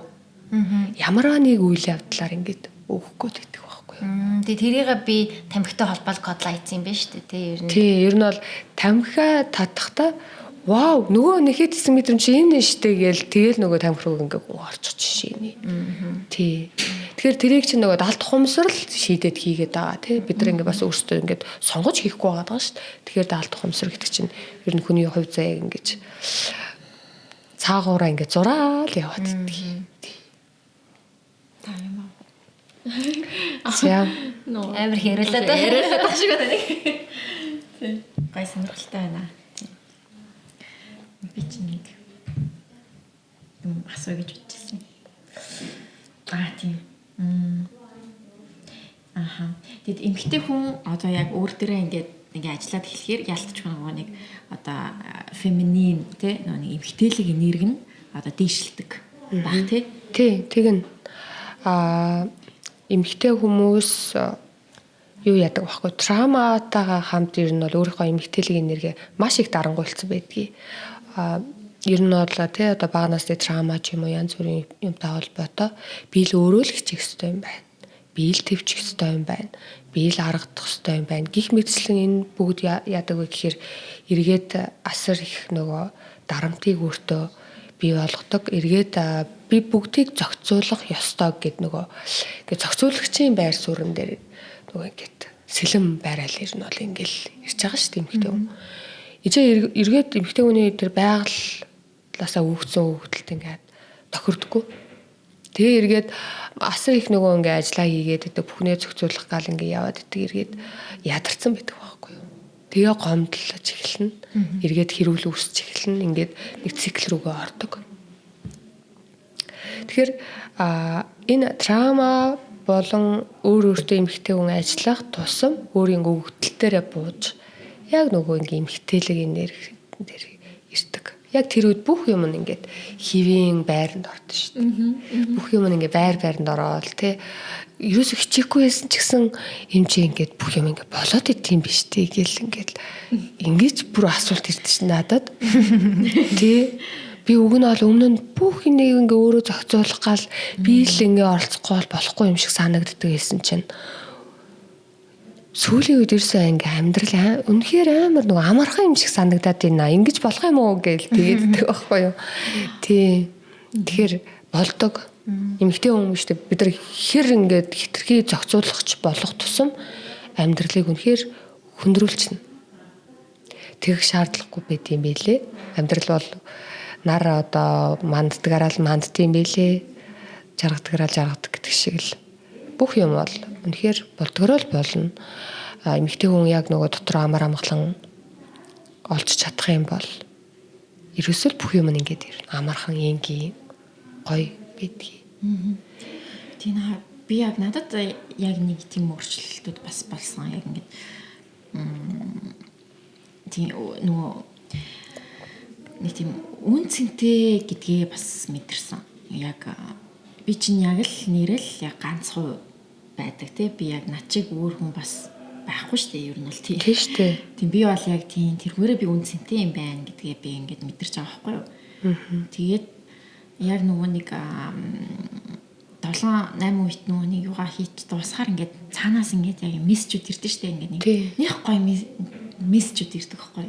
Тэгээ надад нэрсэн хамгийн сүүлд тэр юу хийхэд амар гоё мессеж ирсэн байхгүй ингээд хязгааргүй их тийм гоё хайр байд юм байна гэж яа ингээд хэлсэн гэх юм уу надад орж ирсэн гэх юм уу. Тий орж ирнэ. Тэр яг нөгөө үнэн бодит мэдээллүүдийг бид нарт ингээд ил ухамсарт ойлгуулад идэг байхгүй. Бид нар амь тэмцэх төлөв дээр яваад идэг. Дандаа ингээд зохицуулах гал тэр одоо үнэлэмж гэдэг зүйл байгаа шүү дээ тий. Тэрийг би өөрөө олж авах юм шиг. Тэрэн дээрж таалагдах гал, энэ дээрж таалагдах гал тий гой харагдчих гал. Яг үндэ байж л байдаг. Байгаа л ингээд аюу гой үнцэнтэй аюу гой тийм юу л юм байна. Тий, тэрийг л ойлгочих юм бод вау гэл хинтэж таалагдах албагүй зүгээр л өөрийнхөө л амьдралаа өрнүүлээл ингээ яваад амар амгалан. Тэгээд бас яг ингээл одоо мөнгөний тэр нөгөө блок арилгатай би бас тэрэнд бас сууж байгаа байхгүй. Ер нь бол ингээд жайн багшаа ер нь бүх юм зоохыг хүсдэг гэж. Тийм тэгээд тэрэн дээр ч гэсэн ингээд амар олон блокуд байд юм байна л да нөгөө одоо баян хүнийг үзээ ядах ингээд эсвэл нөгөө их мөнгнөөс айх гэл айгүй олон блокуд байсан. Тэгээд тэр ер нь ингээд хараад тахад тэгээ одоо ингээд ясны дараа ингээд бас ингээд юу мөнгөгүй байхаас би бас нэг айхгүй амжсан хэвчээ. Мөнгөгүй байсан ч би сэндэр гэдэг хүн хിവэр би үнэтэй яг л тийм хүн. Мөнгө намайг тодорхойлохгүй байна гэдэг нэг тийм мессеж надад ирсэн байхгүй. Тэгэл тийм шүү дээ нэрээ амар ингээд гоё юм шүү дээ тий гоё мессеж ирсэн. Тэг би ингээд амар гоё яг тийм шүү дээ нэрээ ингээд мөнгө бол олдох үедээ олдчихно. Олдохгүй байсан ч би үнцэнтэй л хүн байхгүй гэдгээ ингээд амьд байна би хүн байна тэгээд надад гоё хайр байна би чинь хязгааргүй их гоё хайр түгээгч болох юм байна хязгааргүй гоё ингээд юм сайхан сэтгэлийг өгч болох юм байна гэл ингээл нэг гоё нэг тийм мессежүүд гарч ирсэн байхгүй тэгэл нэг амар тэгэл нэг ингээд нэг бас ингээл амар мөнгөн санаа зовдөг байсан би ингээд одоо ингээл орлохгүй ингээл би яана гэл ингээл нэг юм нэг тийм байсан хамааралтай би одоо тэр хүнээс хамааралтай би одоо ийм гэл ингээл амар итгэдэг байсан бэлдсэн байсан. Тийм тэгэл нэг мөнгө дуусчихсан ч хамаагүй өө за тэгэл дахиад гоё ажил орж ирэл дахиад ороод ирэх юм чинь гэдэг ч юм уу те ингээд нэг тийм болсон байсан шин би. Тэгэхээр энэ мөнгө дуусгаас айхаа айцтай хүмүүс чинь л амь тэмцэх төлөв айгүй өндөр байнг ийм яваад байгаа шүү дээ тий. Тэр хүн яг тайван ингээ утгаараа амьдарч чадахгүй байгаа байхгүй юу? Тий. Ирээдүйдээр амьдраад иддэг. Тий. Чи одоо яана? Мөнгө байхгүй яана? Хинч биш болцлоо гэл тий. Тэгэхээр энэ бол улам тэр хүний нөгөө ингээд жинхэнэ одоо цаг дээр төвлөрөөдөө зорилгоо биелүүлэх тэр мөнгө бүтээх ёстой цаг дээр санаа зовол өнгөрөөч байгаа байхгүй харамсалтай. Тэгжээснээс тий. Тэгэхээр мөнгө бол хэрвээ эзэн нь байвал мөнгө бол ирчил таараа. Өнөөдөр хүн болгон мэдлэгтэй хүн болгон өөрийнхоороо мөнгө бүтээх боломжтой шүү дээ. Мөнгийг бол тухайн хүн өөрөө эзэн нь өөрөө л бүтээнэ. Тэгэхээр одоо ингээд учиргүй тийм кодтой байвал заавал тайлах хэрэгтэй. Энэ мөнгөгүй үлдэхээс айхаа айдсыг бол заавал тайлах хэрэгтэй. Энэ бол ёстой нөгөө мөнгөний хойноос гүйлгдэг хүнийг жинхэнэ нөгөө их мөнгө олох дээрээ төвлөрүүлдэг байхгүй юу? Амь тэмцэх төлөв дээрээ нөгөө аим зух те нөгөө өөрнөөс өөрний хооронд ч юм уу те нэг баг жижигэн мөнгнөөс нөгөө жижигэн мөнгөний хооронд амьд үлдэхийн тулд хүнийг ийм байлгадаг. Тэгэхээр энийг тайлчвал хүн арай тайван суугаад би юу хийх гэлээ? Юу бүтээж чадах лээ гэл зорилго руугаа төвдрөөд ирэхээрээ тэр зорилго руугаа л яваад хахад мөнгө өөрөө аяндаа л ингээ орж ирнэ. Харин одоо би яг тэр зорилгыг яг би одоо нэг зорилго тодорхойлох юм бид ч тийм. Одоо би тэрэн лүгээс орох хэрэгтэй. Би яг одоо би 50 байна гоё байна. Гэтэ яг одоо надад тэр зорилго гэдэг юм руу орчих юм бол би яг ингээл болох гээд амарсан. Тий, ер нь бол мөнгө зорилготой хүнд мөнгө ирдэг байхгүй юу? Зорилгогүй бас ингээл би мөнгөгүй байсан надад хамаагүй гэл ингээл зорилгогүй байгаад тах юм бол ер нь бол тийм мөнгөлж явах хэрэгтэй. Тэгэхээр тийм яг тэр гоё яг тэр зорилгыг яг олох юм билээ. Би одоо яг тэрэн дээр явж байгаа. Одоо нөгөө зорилго гэдэг зүйлийг хүн ингээд тархиндаа маш томоор ингээд зураглаад тий зургийг ингээд буулгаад зорилгоо тодорхойлчих юм бол Тэгээд тэрийг нэг кодлоод өгчдөг шүү дээ. Тэнгуудаа даалт ухамсар кодлогдсон бол ингээд хувь заяа болдог шүү дээ. Ухамсаргүйгээр үйлдэлүүдийг аяанд ингээд хийлгүүлээд байдаг байхгүй юу? Даалт ухамсаргүйгээр тэр үйлдэлийг Манай manifestation нөө. Тэгээд ингээд багаар үйлдэлээ хийгээл яваал нэг мэдтгэл нөгөө мөнгнүүд нь угаасаа зорилго дээр ингээд татагдаад ороод ирж шүү дээ.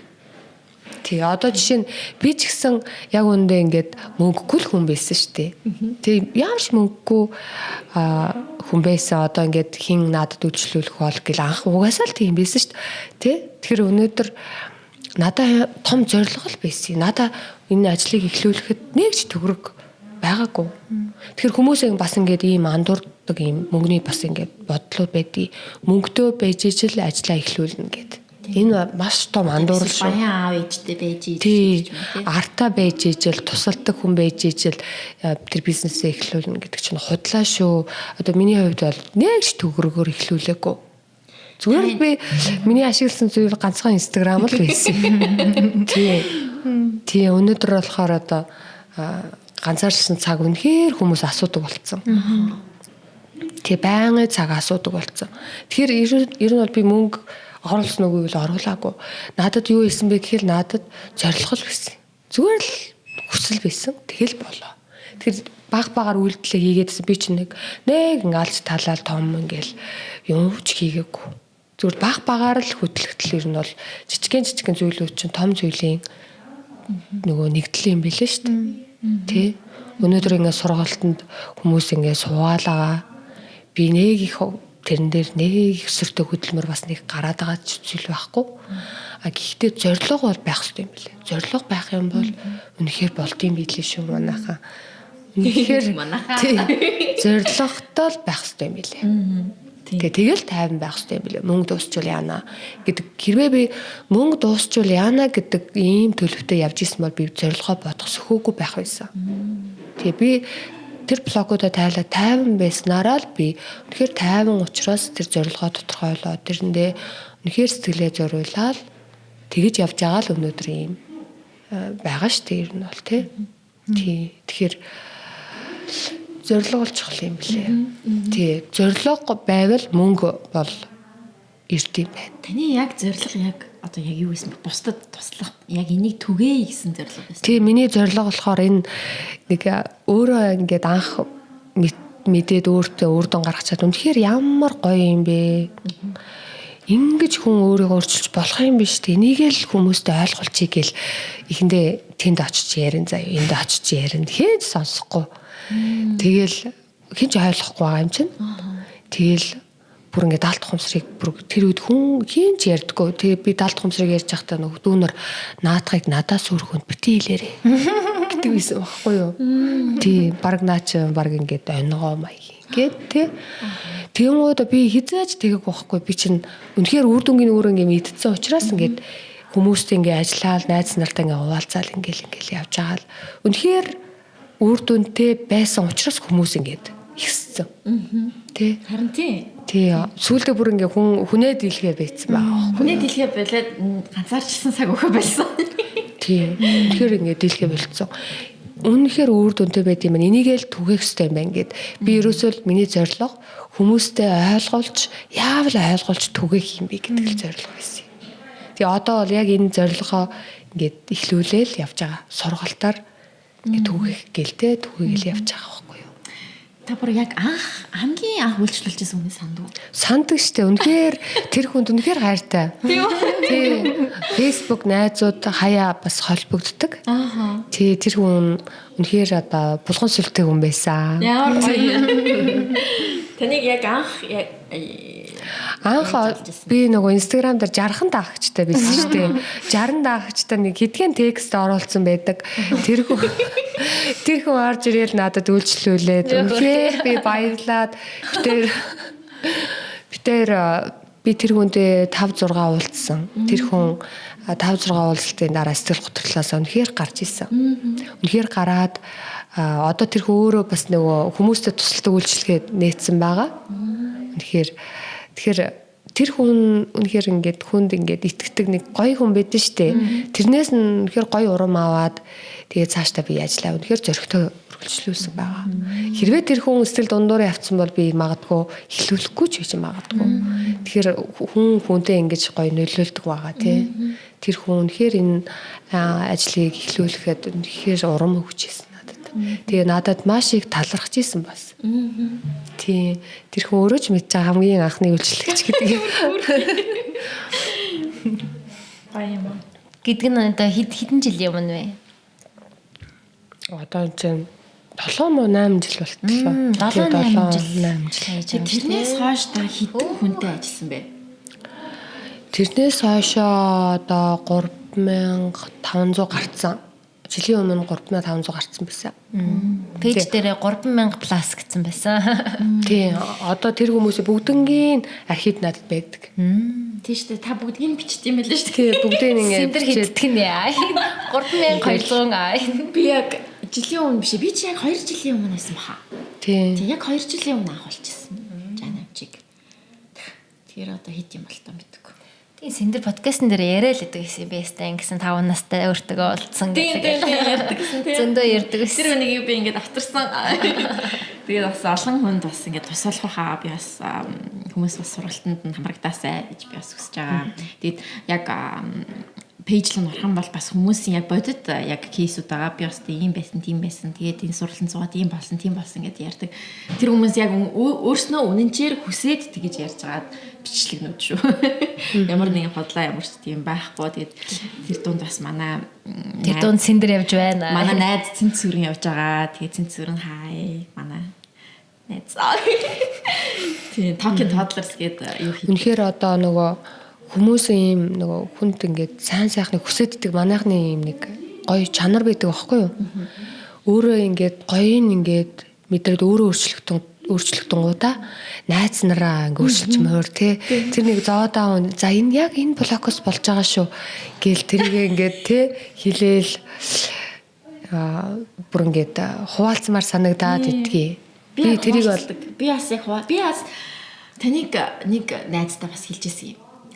Тэр хүн маань ер нь бол Instagram дээр гоё хоол хийдэг, гоё эмэгтэй байгаа. Тэгээд тань дээр очиод тэгээд айгуу гоё болсон гэдэг надад хэлчихсэн. Тэгээд тэрнээс хойш Instagram дээр бүр амарлаа гэдэгтэй болчихсон байсан. Тэгээд би бас таны ачаар бас тэгсэн баг гэж бодсон. Тэгээл өшөө чинь хит хүнд ер нь надад бас их зөндөө хэлж байгаа. Би гүрийгээл тийм бас эргэтэй найз майзтай хэлнэ энэ чинь. Тэгэл нөгөөдөл чинь бас нэг ингээл яахтай хамаагүй хэцүүлтэй. Тийм. Гэтэ эргэтэй үйлчлэгч ер нь хит байсан бэ тэнд? байгаа. Эрэгтэй үйлчлүүлэгч бол ер нь миний үйлчлүүлэгчтэй 90% нь эмэгтэй хүмүүс. Тэгэхээр цаана нэг 10% л гэсэн үг шүү дээ. Маш бага л та. Гэхдээ эрэгтэй хүмүүсээс миний анзаарсан зүйл юу вэ гэхээр яг энэ бол үр дүн өгдөм байх гэдгийг ингээ ойлгочингуудаа тэд нар бол үнэнхээр гайхалтай тултал нь ажилдаг. Үнэнхээр тултал нь ажиллахаас гадна өөрөө бүр ингээд найз майзынхаа блокийн тайлцсан явчих.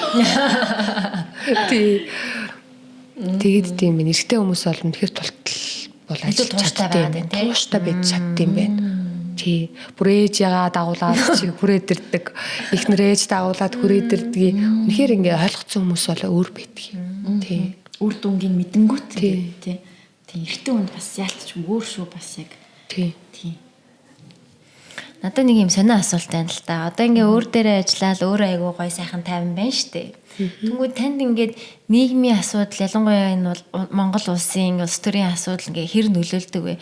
Одоо ингээл мэдээ уншихад зүгээр инстаграмаар явж байхад л те ингээл туулын бургасуудыг ингээл хэдэн мянгаар нь тайрчлаа гингүү тэгэл шанална штэ те. Йоо ямар хэцүү юм бэ гэл тэгэл ингэж явж байгаа л тэнд нэг юм болчлоо гэл ингээ шаналал ингээд надад шууд нөлөөлөхгүй ч гэсэн надад нөлөөлж байгаа эргэн тойрны зүйл мөн штэ те. Тэгээ иймэрхүү юмнуудыг та ингээд ерөнхийдөө нэг тоодгүй юу эсвэл яаддаг вэ? Би болохоор мэдээж тийм мэдээнүүдийг уншаад гэхдээ надад бол миний сэтгэл зүйг савлуулдаггүй хизээж. Тий. Мэдээж сайхан байгаас л гэж хүснэ. Тий. Тэхийн тулд л энэ блог гэдэг зүйлийг ер нь бол өстой хурдхан шиг л дэлгэрүүлэл тайлах хэрэгтэй юм билэ.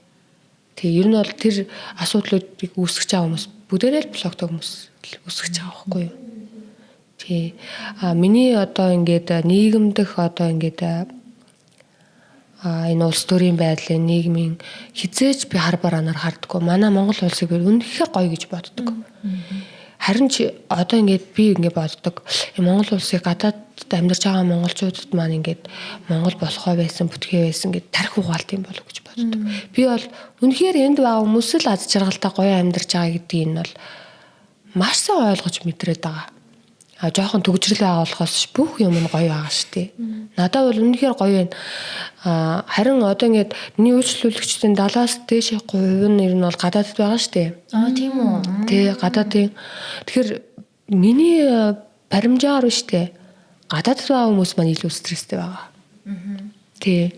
Энд байгаа хүмүүс маань хичнээн ингээ хэрүүлж ингээд тий бүх юм ингээ шүүмжлэгч төлөвтөр ингээ байцсан ч гэсэн тэр хүмүүсийн хажууд бол арай бага юм болов гэж бодож байгаа шүү дээ.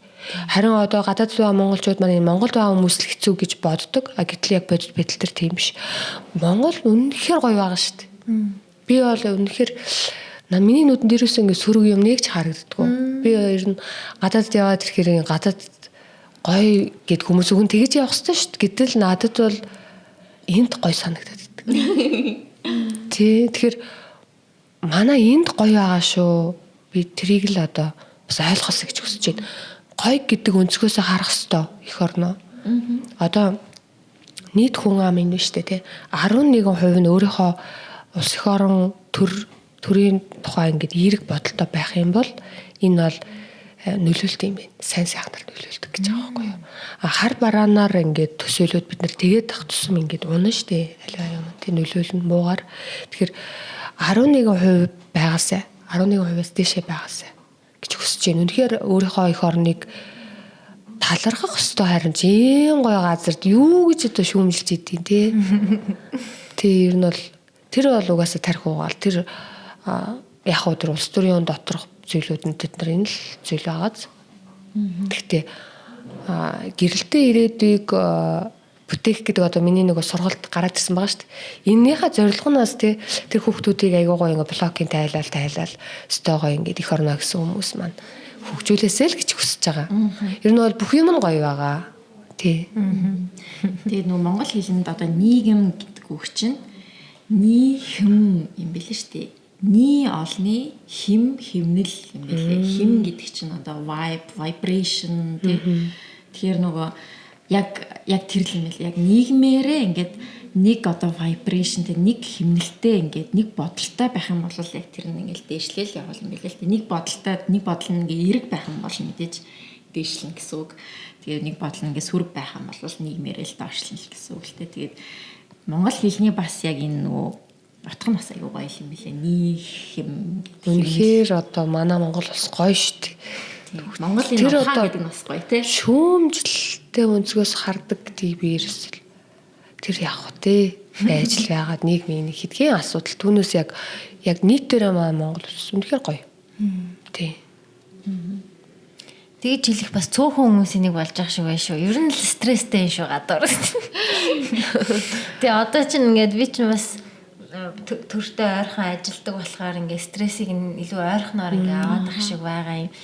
Тэгээд ингээд миний надад тулгараад байгаа стресс болохоор би тарих угаал гэдэг дээр бас санал нийлж байна. Одоо энэ хүмүүс ууртай байх тусам хүмүүсийн уурыг хүргээд байна шүү дээ. Янз бүрийн мэдээ гаргаж ирж уурыг хүргэх тусам хүмүүс нийтээрээ ууртай байх тусам ууртай хүмүүсийг залхахад айгу амархан байдаг юм шиг байгаа юм. Тэгээ ууртай хүмүүс ч тэр нь л уурал гэвэл бөөнөрөө ингээл ууралцдаг. Энэ л уурал ингээл бөөнөрөө ууралцдаг. Тэгээ ууртай байгаа л ах юм бол ер нь ингээл яв гэсэн газар руу яваад идэг маягтай. Тэгжээч одоо нөгөө наци эхэлж байгаа нацизм эхэлж байгаа бөөн хүмүүсийг дэмий юмд уурлуулад ямар ч утгагүй юмд уурлуулад тэгээ тэр уурсан хүмүүсийг нэгтгэхэд амархан болчихдог. Тэгээ би бас миний ингээд энэ conspiracy ч гэж магадгүй ингээ Монгол хүмүүсийг айгу ууртай байлгах гээд байгаа юм шиг бас санагдаад байхгүй юм болгонд уурлуулах гал энэ лүү одоо уурал энэ лүү одоо уурал гэдэг байгаа юм шиг. Тэгээ ингээ баах ууртай хүмүүс чинь юунд ч нэгдэж магадгүй шүү дээ айгу аюултай байхгүй тий. Тэг ингээд тэгээд байгаа юм болов гэж бодоод энэ стресстэй л үү. Яагаад гэл. Тийм байвал одоо яах вэ? Ер нь ингээд стресстэйгүй бай гэвэл яах вэ? Тэгэхээр бас ингээд юу ч мэдэхгүй байгаа дэж юу ч мэдэхгүй байгаад гэж болохгүй те. Тэгэхээр ингээд одоо тийм мэдээлэл одоо ийм ууртай хүмүүсийн дунд яаж стрессгүй, яаж одоо ийм олон түмэн ингээд ууртай байхад яаж бид нэр тайвширж байгаа юм нэг юм юутай харах гэдэг нь шүү дээ. Яг юм логиктой харахын тулд 50 байх хэрэгтэй шүү дээ. Аливаа юмыг нөгөө сөрөг талаас яаж харж байгаагаас хамаарж байгаа. Сөрөг гэж харж байвал тэр бол стресс шүү дээ, тий. Эерэг талаас нь харах хэрэгтэй юм болов. Би бол мэдгүй таа. Юу болохгүй юм бол тий. Надад бүх юм гоё л байгаад байгаа байхгүй юу, тий.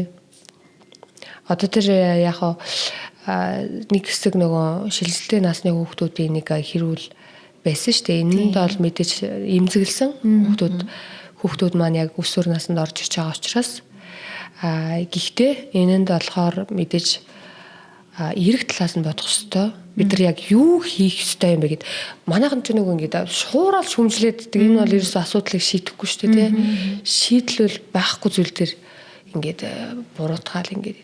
Тэгэхээр ингээд шийдэл дээрээ л фокуслогдох ёстой юм болов. Тэгээ хүн өөрийнхөө л юу хийвэл яг хувь нэмрээ оруулах уу гэдэг дээрээ л анхаарах ёстой. Одоо жишээ нь миний хувьд болохоор тэр хүүхдүүдийн одоо яг энэ зан төлөв үүсгэхэд нь л нөлөөлсөн зүйлүүд нэм юм байна. Тэгэхээр ийм сургалтаараа л би ингээд чадхаараа л одоо туслах юм байна. Ерөөсөө л энэ л байгаа. Хүн болго өөрийнхөө хийх ёстой, чадах ёстой зүйл дээрээ л анхаарах ёстой. Яг ингээл ёстой гой хөгжин. Түүнээс тэр засах ёстой, энэ дэх ёстой гэдэг л угаасаа л энэ бол шийдэл биш. Нөгөө нийгэмдээ зодолж байгаа ихнэр шиг л дээ. Өөрийгөө эхлээд нэг дотгошоогоо харчаад тэгээд гэрээ засаа төрөө зас гэдэг шиг. Тийм. Эхлээд биеэ засах хэрэгтэй. Тий, одоо миний нөгөө бодож байгаа зүйл те нийгмийн асуудал хаанаас үсэж байгааг гэхээр гэр бүлээс л үсэж байгаа шүү дээ. Тийм. Тэгэхээр ээжүүд өөрсдөө л ажиллах хэрэгтэй бид нар. Тэгээд энэ нөгөө феминистүүд бас энэ дэр айгүй яадаг юм шиг санагдсан. Феминист гэхүү одоо эмэгтэй хүн яагаад заавал эмэгтэй хүнээс гэж. Яагаад эрэгтэй хүн нь биш юм гэдэг ч юм уу тий нөгөө тийм юунууд бас байгаад идэм бил. Би саяхан нэг пост харсан юм аа. За энэ болохоор вирусээ энэ үзэл бодлын жоохон нөгөө эсрэг яагаад энэ бол тархи угаалт. Тийм бас тархи угаалт. Тархи угаалт яагаад гэвэл одоо ингээд эмэгтэй хүн чинь эмэгтэй л хүн. Ээж л хүн болно те. Хүүхэд төрүүлнэ, өсгөн. Тэгэхээр үүндэл одоо ингээд бид нар ингээд хайраар энэрч ингээд хайрлаж одоо ингээд айгу ухаалаг болгож өсгөнө гэхээс шиг ингээд барьцалтагч тэмцэгч одоо барьцагч байдал дээр өсөхгүй ер нь охин хүүхдийг жил одоо тэгх ёстой чамайг л тэгх ёстой гэл ингээд энэ бол байж болонгүй энэ бол угаасаа л цаашдаа алдаатай үр дагавар тул гарна гэж бодож байгаа. Эмэгтэй хүн бол эмэгтэй л хүүхэд тий. Тийм би бол яг феминист хүн л дээ. Арай өөр өнцгөөс нь бас хэд туушрахгүйгээр өөрийнхөө өнцгөөс ярих юм бол яг феминизм бол миний хардгаар биш барьцалт гэдэг бол ялчгүй буруу бах. Чи ингэж ам чи би ингэ гэж байгаа үзэл бол биш байх. Эрэгтэй хүүхэд чадаж байгаа бол чи ч гэсэн чадна гэдэг илүү айдиа явдсан болов л гэж боддгийн. Тэгээ эрэгтэй хүүхдэд адилхан боломжийг өгж байгаа бол эмэгтэй хүүхдэд адилхан боломжийг олгоо гэдэг эсвэл эсэргээрээ бас те боловсролыг дийлэнхтэй охтуудад өгөөд байгаа шүү дээ. Тэрэн шиг хөвгүүдэд ч гэсэн боловсрол өгөө гэдэг юм тэгш байя тэгш боломжийг олгоё л гэдэг утга санаа. Яг хэтрүүлэлт нь бол мэдээж байгаа. Хэтрүүлэлтэй байгаад байна. Одоо ингээд манай нийгэмд хамгийн тэгшэрэл байгаа. Яг үндэ хэнийг ч ялгаж байгаа юм ерөөсөө байхгүй. Тэгэхээр энэ дотоод сэтгэлийн асуудалтай л холбоотой байгаа. Энэ бол. Тэгэхээр эмэгтэй хүн бол тэ өөрийнхөө эмэгтэйгийн байр суурь эмэгтэйгийн байгаль тэр энергин дээр л байх хэвээр. Би сая хэлсэн шүү дээ. Хичнээн эрэгтэй хүний хийж байгаа зүйлийг би чадаж болно өнөөдрийн нийгэмдэр тэ. Гэхдээ яг байнгын чадаад яваад байгаа нь өөрөө энэ сэтгэл зүйн хувьд доголдлыг үүсгэх юм аа. Яагаад гэвэл тэр гэр бүлийг нуруунд дээрээ авч явах байдал эмэгтэй хүнд ганцаараа оногдвол шудраг ус байхгүй юу? Тийм. Тэгэхээр ер нь бол эмэгтэй хүн хайрлагдаж өөрийгөө хайрлаж ер нь бол тэр хийж байгаа ажлууданд хүртэл яг үндэ нэг хобби л маягийн байх хэрэгтэй байгаад байгаа байхгүй юу. Тэр гэр бүлээ тэжээхийн тулд биш те. Энэ бол эрэгтэй хүний үүрэг шүү дээ. Эрэгтэй хүний хариуцлагыг өөрт нь өгөх хэрэгтэй. Манайхан чинь ингээд өөртөө аваад идэв юм лээ. Тий. Өөртөө аваад идэг болохоор ингээд эцэстээ ерөөсөө намайг ойлгохгүй байх гэдэг л нөгөө хэрүүл үүсэх байхгүй юу. Би л хичээгээд энэ гэдэг. Одоо эсвэл зарим эмэгтэй хүмүүс карьерийн хувьд хүсч болохгүй болох юм байна тий. Болно шүү дээ. Карьерийн хувьд бол явж болно. Гэхдээ биш дээ. Энэ бол дарамт хийж болохгүй байхгүй юу. Дарамт хийж болохгүй тийм. Карьер гэдгийг өөрөө хүсээд тий айгүй гоё хөнгөн ингээд хүсэл ингээд сэтгэлзүйн хувьд хөнгөн байдлыг бий болгож авч явах хэрэгтэй шүү дээ. Гэтэл карьерийг өөрөө нөгөө амьдралын баталгаа буюу гэр бүлээ авч явах одоо бидний багаж болж болохгүй. Нуруунд ирэх юм ачаа болж болохгүй байхгүй юу? Тэрнээс биш айгүй чөлөөтэйгээр карьераа бүрдүүлэх хэрэгтэй байхгүй юу? Тий. Одоо жишээд миний хийж байгаа ажил миний л одоо тий өөрийнхөө хүсэл ингээд хоббигоор явж байгаа ажил болох хэрэгтэй байхгүй юу? Түүнээс биш. Тэгээ би энэ ажлаа хийснээр одоо тэр том хүүдээ тийх ёстой, байр авах зүг ёстой, охиндоо би тийх ёстой, нөхөртөө тийх ёстой гэд би тийм ачаатай явж болохгүй байхгүй юу? Эмэгтэй хүн хэрвээ ийм ачаатай л явах юм бол ер нь бол сэтгэл зүйн уналт руугаа шууд ордог. Тий. Эмэгтэй хүн ерөөсөө ардаа нэг их ачаагүйгээр явбал айгүй гоё ингээд явах боломжтой. Энэ ачаа хэнийх вэ гэхээр эрэгтэй хүнийх байхгүй юу? Тэгэхээр тэр эрэгтэй хүний хариуцлага өөрт нь л байх ёстой. Эрэгтэй хүний ачаа, эмэгтэй хүний ачаа гэдгийг анханасаа яагаад тодорхойлогдсон бэ? Ер нь тэрнийг бүр анх ингээ байгалийн яг тэр байгалийн хуулиараа л тийм байгаад байгаа байхгүй юу? Тэ одоо эмэгтэй хүн чинь хайр түгээгч үүрэг тийм байгаа шүү дээ. Ингээд уян зөөлөн сэтгэл мэдрэмжийн хувьд эрэгтэй хүнээс хэд дахин илүү байдаг байхгүй юу? Сэтгэл хөдлөл мэдрэмж энэ нь юу вэ гэхээр бусдыг ингээд ойлгох ухаан нараа илүү те илүү мэдэрчдэг. Хүүхэд маань яаж хийж ийн гэдгийг. Тэгэхээр энэ бол байгалийн зөнгөөрөл цаанаасаа л ийм л зохицуулгатай учраас энэ зохицуулгаараа л ажиллах хэрэгтэй. Хэд нөгөө феминист энэ төр гээл те бид нар гээд ёстой тэр ингээл байж болохгүй юм билээ. Зүгээр л өөрийнхөө байглаараа л яваад ивэл бүх юм болно. Тий. Ачаа үрж болдгоо юм билээ эмэгтэй хүн. Энийг л ойлгосгч хүсэж байна эмэгтэйчүүд. Ачаа үрнэ гэдэг чинь те бусдын хувьд заяаг засах, бусдын хувьд заяаг авч явах жишээ нь одоо гэр бүлийг авч явах энэ төр бол эрэгтэй хүний л ажил. Гэхдээ ингээд зарим одоо эмэгтэй хүмүүс таныг үүсгэж байгаа юм шүү. За зүгээр ингээд жишээ ингээд болгож ярьж байгаа шүү. Зарим эмэгтэй хүмүүс ингээд гэр бүлээч авч яваал ер нь нөхрөөч болгоол тийм гэрт орж эмэгтэй гарч ирэхтэй гэл тэгэл одоо тийм эмэгтэй хүнийг бас зарим хүмүүс ингээд шүтээд байдаг тийм ингээд энэ эмэгтэй хүн хээр мундаг.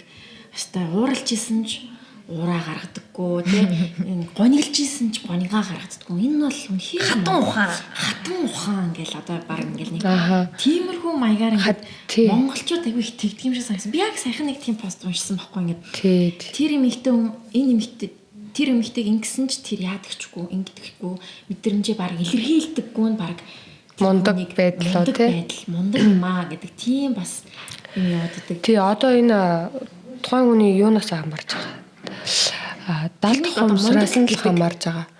Тий одоо тэр хүн магадгүй тэр хийж байгаа үйлдэлүүдийг нөхцөлгүй хайраар хийгээд ивэл тэгж чадна.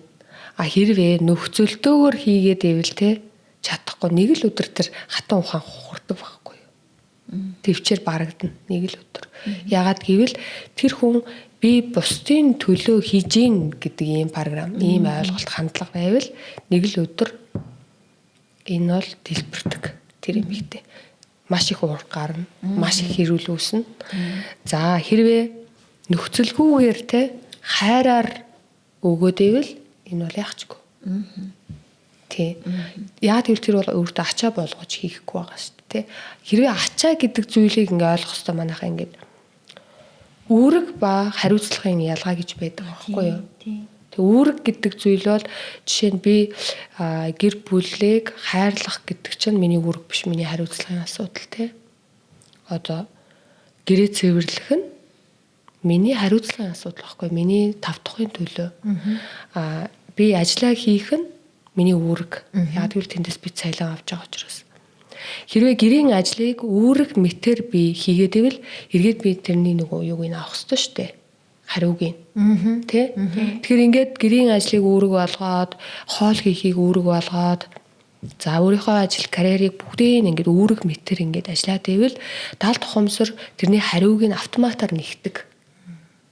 Тэгэхээр энэ маань эргээд хариуцлах биш үүрэг байсан учраас надад дарамтын сэтгэл зүй ингээд мэдрэгдээд эргээд миний төвчээрийн хязгаар нэг л өдөр хуг тасарна. Тэгэхээр яаж хүлээж авч хийж байгаагаас хамаардаг. Тий. Хоолыг хэрвээ хоол хийхийг үүрэг болгож би өдрөө болон үүргээ биелүүлээд ивэл ямар вэ? Тий.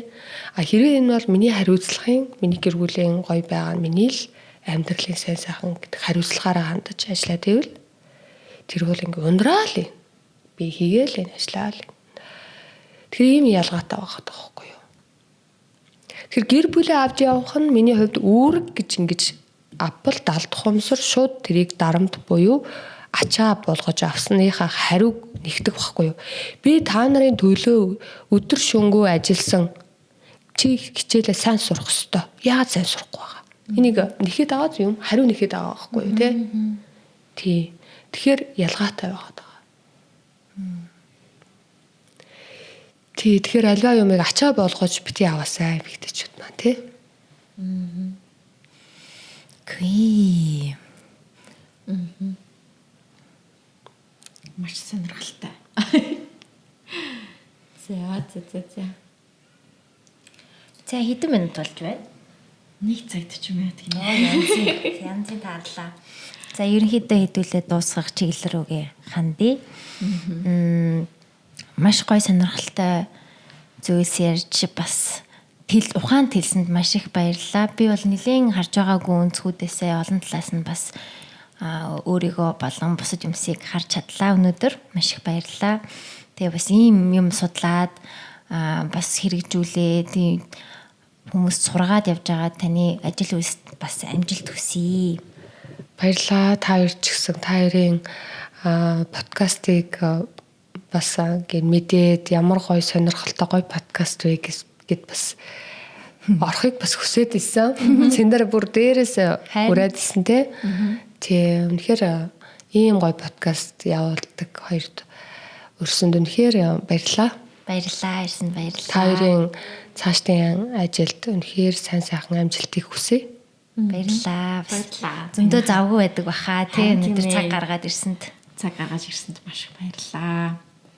Тийм, тэгээ сонсогч нарт маань бас таалагдсан бах гэж найдаж байна. Тэгээ та нарт маань бас үнэхээр цаашаа ингээд судлаад үнэхээр ингээд тэмээ би яас надад ийм байгаа юм байна, ажилмаарай гэх юм бол бас ингээд Facebook хуудасаас нь эсвэл Instagram-аас нь тодорхой хэмжээний мэдээлэлүүд аваад холбогдох боломжтой байгаа шүү. Тэгэхээр танд тэр сонголтыг үлдээе. Description-д оруулчихъя тий. Тийм, description-д оруулчихъя. Тийм ээ, маш гоё ярилцлага боллоо. Тийм, тэгээд би бас баяртай байна. Жайна эмчигээ ингээд орж оролцуулж чадсан да. Тийм, тэгээд цаашдаа бас сургалтуудаа суугаад амжилттай дуусгаад гоё болъё гэж бодож байна. Тэгээд Үр дүнгээсээ хуваалцаарай тий. тийм, үр дүнгээ хуваалцъя. Тэгээд та нар маань ч гэсэн бас гоё өрсөн дээр сайхан ажиллах боломж байна гэж хэлье. Тэгээд Жан хамштай баярлаа. Баярлалаа. Хүмдэн сайн сайхныг хүсье. Гэр бүлтэн нас жаргал сайн сайхныг хүсье. Баярлалаа. Тийм гоё мэдээллийг бидэнд түгээж энд авчирсан бас баярлалаа. Тэгээд олон хүнд хүрээсэй подкаст маань. Тийм. За баярлалаа. За тэгээд энэ Women's Month маань ингээд инхүү өндөрлж байна. Чинь манай 3 дугаар сарын яг нөгөө бас сүүлийн зочин та манай 3 дугаар сард бид нар нөгөө эмгтээчүүдтэй дандаа подкаст хийсэн. Тийм тэгээд 3 дугаар сарын эмгтээчүүдийн сармаар ингээд дуусч байна. Тэгээд Одоо дандаа эргэжтэйчүүд хадлаа. Тийм. За окей. Тэгээд төгсгөлтөн бит хоёр нэг үг хэлдэг. Тэгээд та хамтдаа хэлээрэй. За bye. Bye.